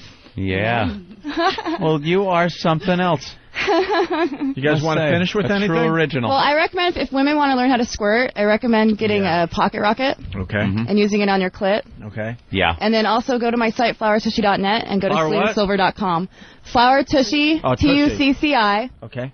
.net. Okay. And SelenaSilver.com. And you can also buy my autographed movies on her site, too. She didn't already tell you that. Are all the autographs smudged? No. You could just picture. If you wanted to. And I even personalize it by each order. And how do you personalize it? With like your just name, your name and, or something? And I say cram it deep up my ass, and my God tushy bless. wants your hard cock. Best wishes. Mazel tov. Well, that's fantastic. I love sex. All got sex. your movies. Yeah, this was... got 'em here. I'm trisexual. I'll try anything. Really? I'm on a seafood diet. I seafood and I eat it. Imagination. Anything that it's a willing partner or something. In a sense. Doesn't matter. You'll try it. The slow clap. The 80s. Yeah, you go, girl! Thank you, Opie and Anthony. Bravo. Thank you for letting me come on your show. No worries. Oh, come on the show. You guys definitely just didn't This is the opening for Ben Thank Sparks you, at the Andrew. DC Improv. All right, My Andrew. human target. Andrew, would you like to thank the ladies? Andrew, Step get on up mic. to that mic there. Any and, final words, Andrew? Yeah, let us know how you feel about it. Yes, I'd like to thank Flower Tushy. It was very good. Are you dry already? You're getting there, huh? Almost, yeah. Yeah. He is It's not soaked. too wet. He's completely soaked. Why, you think you got one more in you? You want to just squirt him one more time? I could try. Yeah, give it a whirl for the grand All right, finale. grand finale. And then we'll take a break. And Here's, Robin, we got to plug your sex stuff there. The sex. MySexyStore.com. You got to get on mic. All right. MySexyStore.com. MySexyStore.com. Thanks to Flower for using my products over there. All right. Here we go. One more. Oh, my God. Wow, that was fast. Jesus Christ. It was like 3 seconds. Like 10 feet. No. That's all I got for Andrew. Wow. All right. Little more for him. Right in the mug. Bravo. We'll go to break with this from our Demented It's like a busted artery. It makes a little sense today. Hi, Mom. I'm in porno. Rehydrate now. And we're back with the Opie and Anthony program. Once again, I want to say hi. We want to say thank you, actually, to Flower, Tushy, TU, CCI, and Selena Silver for that little act they just performed on that for us. website when I go home. That was amazing. You're calling it amazing? Yes, amazing. Like anything else, like seeing a high wire act at a circus. Amazing. It was disturbing. Yeah. The only was the it was going into her ass and then into her mouth. That's disgusting. It was very violent. The old familiar act. smell of Lysol. Eric, after something horrific happened. Eric from Jersey has a little problem. And Eric from Jersey is an ass. Why aren't you asking them why it's fake? Which it absolutely is. I thought you guys weren't so gullible. Ask her to do it again. I'll bet you $1,000 she can't because it was piss. All capital, 1,000 exclamation points after that. Couple of posts up. It was piss. Don't be so stupid. Again, caps, all exclamation points. And again, 2 posts up. It was piss. Even porn message boards have discussed this topic. Oh, the doctors at the porn message boards have discussed this topic with video porn directors telling the secret. Dude, if you knew anything about anything, and if you were here watching, we've seen girls piss, and we've seen girls do this. It's different. It's absolutely different. And the place doesn't smell like piss. It would smell like wouldn't it smell like piss? And it would come out like piss. It wasn't. Eric from Jersey. Eric from Jersey. Let's see. It just says WRT@AOL.net as his email address. Maybe you can enlighten him with some literature. Hey, Rocco. Yeah. Oregon, what's up? Hey, not much. Am I on the air? Yeah, go ahead. My girlfriend's a squirter. It is the greatest thing ever. She just squirted on me last night. And it tastes sweet as honey. No, it's piss. Oh, God. Not taste sweet as honey. Ugh. And it's not piss either, I guarantee it. All right, thank you. A lot of sounds people like- very excited by that last Sounds like segment. his face is already glazed. Yeah. It was awesome. Jason. Sweet as honey. Ugh. Jason. Yeah, I just want to say good job, guys. You guys have me fucking laughing for the fucking past half hour. First with that fucking blind hole, and now fucking Big Gay getting blasted in the fucking face. That girl was very nice. Yeah, we like Krista, the blind girl. All right, thank you. Now. I see Black Earl is here. He's got a big show this weekend on 202, Yes, the Black he Rock does. Coalition. We'll be on for 2 hours tomorrow night at midnight. Tomorrow evening. Rhythm Nation gear, as always. That's why he's Black Earl. Dresses all in black every day. Same thing. Where's Eric It's like Logan? a cartoon character. We need Looks Eric like Logan. Denzel at like the premiere to like Malcolm X in like 1992. Right. Where's Elo? Elo's here? Stop it. No, we need him on the phone. We got to announce the arch enemy today. A lot of people are beyond pissed. Why don't we just announce it? I think because someone's job is at stake. Whose? I think I figured it out. What? I figured it out. Tell me. It's Anthony's cook. I think it's not douchebag. Well, this guy has signed his contract, and he's going to be joining XM. Yeah. But I think there may be a little shuffling that might happen down in D.C., and that's why we can't announce it yet. Oh, I got it. Someone's being replaced. That's what I'm thinking. And the head has to roll? Or is the head going to roll, or is the head just going to end up in another department? I don't know, but we have to announce it, Eric. We're starting to look stupid now. Where's Elo? Well, Monday will come around soon enough, right? Oh, my God, they'll kill us. You have no idea what these guys are capable of. I think they're very patient. They're very patient people. These pests are capable of things. They are. I met them at shows. They're very nice, not hostile at all. Patient. What's up, Ben? He's in a meeting with Hugh. Oh, boy. No, he's not. We're right here. You don't want to do that whole thing? The Abbott and Costello? He's meeting with you. No. Opie's right there. Yeah. First base. So that would be one of your type of jokes there, Ben. Hey, Ben likes those jokes. All right, Dangerous Toys. The list is out for this holiday season. And we got the audio. Yes, we do. Very important for the parents out there. Danger. Listen closely. This holiday season, your kids will use everything from crayons to emails to write out their wish lists. But before you shop, you should check that against the watch list, an annual list of toys that could be hazardous to your children. This fist is sold for clobbering time. Seems every year there's no shortage of dangerous toys to make lists like this one. As a parent of 3, I would like to know that when we go into the toy stores this year, the toys that we select are safe for our children. These 10 are just a small sample of the trouble lurking on shelves this holiday season, most of them choking hazards. Even after all these years of talking about these same hazards, we're finding them on the shelf. On the package, by the way, it says, "Caution, do not aim at eyes or face." And this is a product sold for children, a toy supposedly. The group Watch, or World Against Toys Causing Harm, makes a clever name, but this group is powerful too. Year after year, toys on this list are off the shelves by the next holiday season. There are plenty of things we can't protect our children from, and why not be a little bit more conscious about the toys we buy? And you can check out the entire list of dangerous toys on this website, toysafety.org. I like the one they're having a problem with this year. It's called Tweezers and Outlet. It's a great toy for the kids, ages 3 and up.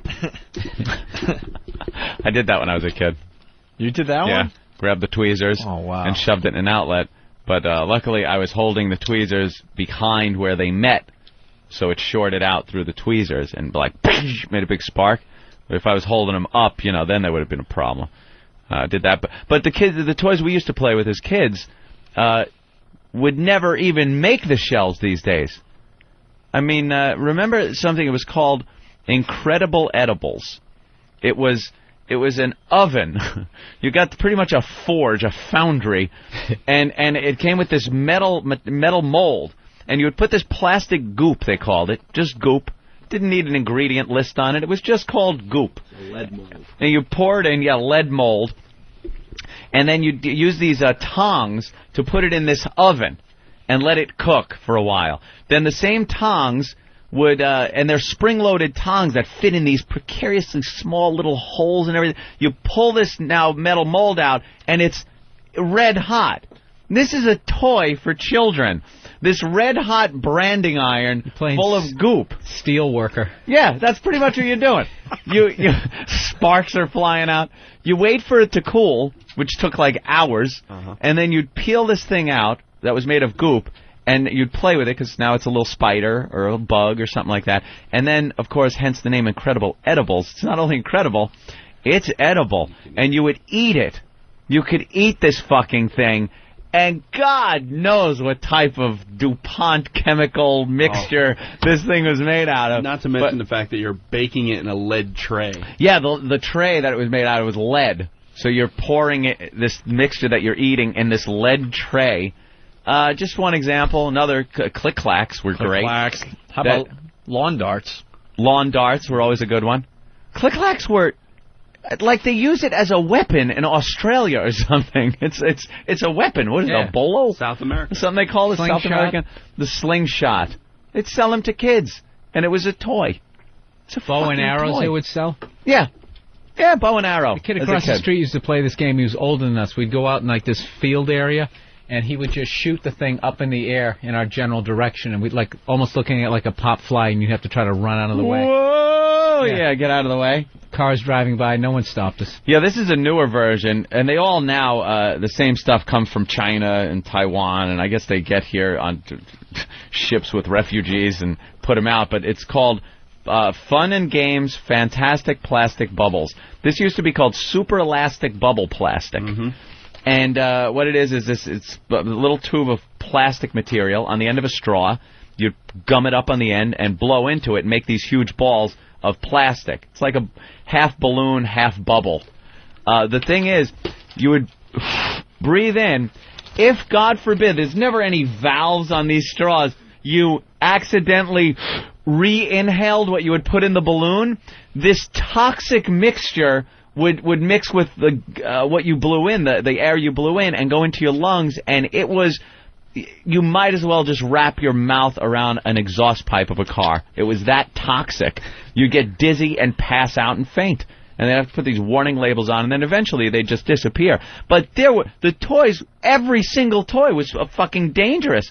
Just a hazard. Remember that Star Trek disc shooting gun? All the disc shooters. Oh, every kid had that. Those things rock. And those little discs could slit your eyeball. They were sharp, and the choking hazard for that fucking thing. I like when they say on the audio, they say that, they're identifying these toys, and they'll be off the shelf next year. Next year. Yeah. They'll be on the shelf this year. Yeah. They'll be a hazard this year. Yeah. And next year, what happened to last year? Yeah, next year we'll take care of it. There'll be new toys next year that'll take the place. Let's say hi to Rod in Tennessee. Rod.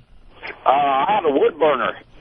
How about the wood burner? That was a real safe one. I can't remember that. Yeah, what was that, for engraving or something? Yeah. Yeah, engraving in wood. You write your name, but it'd get like 350 degrees on the tip and plugged into the wall with like a 4-foot cord. And the problem with a lot of these toys, they didn't give you enough stuff, so then you would use it for something else. Now you're engraving your initials in the wall in your room, on your brother's ass, well, whatever's around. You don't care. There was also the guy online too has one of the most dangerous things that were given to children. Mitch, what do you got? How about the chemistry set with a nice Bunsen burner? Yeah, chemistry set or the lead. The lead, I guess, soldiers. You would make lead soldiers. They'd give you a mold, give you lead, and a little thing on the end of a stick, a cauldron, and you'd put it in a fire and melt lead. And the toy, if you really break this thing down, you're giving your child molten lead as a toy to just pour into molds. Well, this was before VCRs and all that shit. You Right. gotta keep them occupied. No video games. Give them like an X-ray machine and like a noose. Mm-hmm. Yeah, there you go. See your own foot bones. All right, it's an X-ray machine. I do this all day. They always said fun for hours. Preoccupy those little monsters. All right, well. Oh, that was good, too. Yeah, the Johnny 07 gun with the plastic bullets that Scott is bringing up on the phone. You dump a bunch of these yellow plastic BBs into this gun. It was almost a BB gun. It's plastic BBs, so you figure, it can't be that dangerous. But again, your eyeball right out. And as far as choking goes, forget about it. And the pumps that... The more you pumped it, the harder the shot got. Yeah. So you pump it for like an hour, and you could put a hole through. Like, you do some damage. Yeah. Mm-hmm. All right, we're running out of show. We want to see if Black Earl's ready for the Black Rock Coalition. Earl. We're going to start ready? doing some crazy things on the weekends here on 202. We're starting with Earl. He's had this dream for many, many years. He's doing the Black Rock Coalition live tomorrow night at midnight, East Coast time, right here on 202. You ready for it, Earl? Yeah. I'm still kind of in Ron and Fez mode, but I am very much in Ron and Fez mode, but once... You better be. Ronnie. Hey, Ron. Here comes Ron. So a lot of black artists, interviews, phone calls. What's the plan? All of the above. None of the above. Something of the above. Now, I don't want him shirking his responsibilities on your show, Ron. He's been gone ever since you guys gave him this opportunity. I got one man down. Chris Watley is out, which, Opie, I really don't blame you for. I don't know where Fez's head... the heart attack thing? Where's that audio? I don't know where Fez's head is with that, but... so Fez now, got a long list, yeah. Yeah. Now Earl's head's in the stars. He's got no time for me. My thoughts, my brain is on the show. Yeah, just like our own Jimmy Norton. Let's use him as an example. Doing our show, third mic, and then all of a sudden this HBO thing comes up. Right. And it's like, no, guys, I'm still with you. I'm still there. And did we get one call from Jimmy Norton all week? We haven't heard from him in 2 weeks. Not a phone call or nothing from little Jimmy. He's out there doing his own thing. Earl's here, but he's doing his own thing. He knows this is great. I'm trying to just bounce off somebody off the show, and I'll ask him a question. He'll be like, what about the moon glows? Do you think they were rock? And I'm like, I don't know, Earl. I don't know any of that. The guy's co-pilot is down. Yeah. You know? That's it. I should have got one of those apprentice idiots from last night just to come in and help out. How are things going with the program with a man out? Oh, it's a nightmare. I've been listening. Absolutely a nightmare. You know, I used to think that Fez depended on me. Now I figured out the truth. It's a balancing act. I need him there all the time. It's a seesaw. Yeah. I've heard the shows, and you're doing a great job. Thank you. Yeah, that's what you say, but... And no, I'm just saying, some of the people now that you are forced to deal with on the program because Fez isn't here, I don't know how you do it. Yeah, you know, I'm talking to Bobby the intern about Plamegate. It's not going to really happen. Those broads you brought on. Oh, yeah. Holy shit. Elo's friends. Well, actually, they were booked to do the show. Fez actually used to do a show with them. I heard one of the most disgusting things I've ever heard out of a woman's mouth on that show. What was that? When you were talking about how Opie and Anthony were walking out of the office, and they saw us come in, and she was asking questions about Opie, and said that we only date girls that are their daughter's age, and she goes... The old chicken makes good soup. Yeah, I didn't... Out of every disgusting thing I've ever heard in my broadcasting career, that hit a nerve that was so putrid. Right. Old chicken makes great soup. But the weird thing is it doesn't even make sense. No, and it's rude. 87, we'd have banged all of them. And, like, it's now like, our point is, we're still okay, but they're not. That's the black and, you know what I mean? Would have taken those parachute pants off of them. And a second. Z Cavaricis right down to the floor. Capizios off their feet. That's the sad thing about life. Take our jellies off and suck those toes. Anthony, we got to get this Jägermeister read in before we get out of here for the weekend. Yeah, but we love Jaeger. We love Disturbed. We love COC. You want all three? Chance to win. Win custom tour prizes from Schecter, Coffin Case, and Peavey. Get tickets now at Ticketmaster, online, or Ticketmaster.com. For more info, visit JägermeisterMusicTour.com. Can you even fit that many letters in one of those lines there up on your browser? JägermeisterMusicTour.com, or easier, Disturbed1.com. And it's the number one. Don't spell it. Disturbed1.com. Brought to you by Jägermeister Liqueur, 35% alcohol by volume. Nice. Must be at least 21 to receive prizes. Prizes where permitted, not prohibited by law. Of course, it would be stupid. And if you're in Cleveland right now and you want to see Disturbed at the House of Blues tonight, call in to win a pair of VIP tickets and meet Disturbed. How cool is that? Call in right now. Only if you're in Cleveland, though. Don't fuck this up for the Cleveland people. Give a call right now. You go see Disturbed, COC, House of Blues, VIP tickets, and meet the band. Here you go. All right, we got to wrap up. Bill Burr, thank you. Bill, it was a great week of radio. It was absolutely. Great. I lost a lot of innocence this week. You did. You're coming to the dark side. I feel it. Every time I come in here and I walk out, I feel a little bit of me. You feel a little bit of you. You leave a little bit of your innocence here. We have another piece of your soul. I love it. He really is falling into the dark side, and it's making me feel a little better about myself. And he's got a big gig at Rascals, Montclair, New Jersey next week. Friday and Saturday after Thanksgiving. Yeah, I got all the info. Possibly Sunday. Up on MySpace and BillBurr.com. I'm also on that Friday night Greg Giraldo show tonight. Okay. That's on Comedy Central. Yeah, where we basically yelled at each other for 5 minutes. Yeah, I want to see that. Uncomfortable moments. You'll be back soon. I'm hearing rumors that the Norton HBO show, Louis C.K. show, has already been picked up for a second season. Yeah, so we're nenever seeing Jimmy. It's over with Jimmy. Jimmy's done. Bill, we Jesus really love Christ. you. Oh, God, I got to get up at 6 a.m. every day. We love Bill Burr. I mean, the thing, and then Ronnie, what? You need Patrice or anything? No. You want one of our guys? Sit here and yell at her Earl for 4 hours. Is that what it's going to be? Yeah. All right. Ron and Treese. Right, Ron and Treese. I like it. Earl is going to be doing a show for us on 202 tomorrow night at midnight, the Black Rock Coalition, midnight to 2. And then next weekend, we're going to have somebody else do something stupid on this channel on the weekend. Someone else do something stupid? Yeah, it's Are you implying that what Earl is doing is going to be stupid? Absolutely. Absolutely. I'm actually going to say, if you listen to it with an open mind, Come in. that there's going to be a couple of gems in there. Wow. Absolutely. Big A. good. Get Big A. He's jumping up and down. Big A, what's up? I want to wish my friend Denise a happy birthday. Tomorrow's her birthday, and I want to wish her a happy birthday. I promised I would. I want to wish her a happy birthday. All right, piss face. You're still soaked, by the way. You wear a dress? Was there something with the dress? Yeah. Kev, quickly, where are you going to be? I'm going to be at the National Comic Book and Sci-Fi Expo today and tomorrow, Penn Plaza Pavilion, right across from Madison Square. Let's see, Big Kev down there with the geeks. Who's the big star down there? Carrie Fisher. Carrie Fisher. That is a biggie. Hey. Is she wearing the suit? I hope not. Yeah.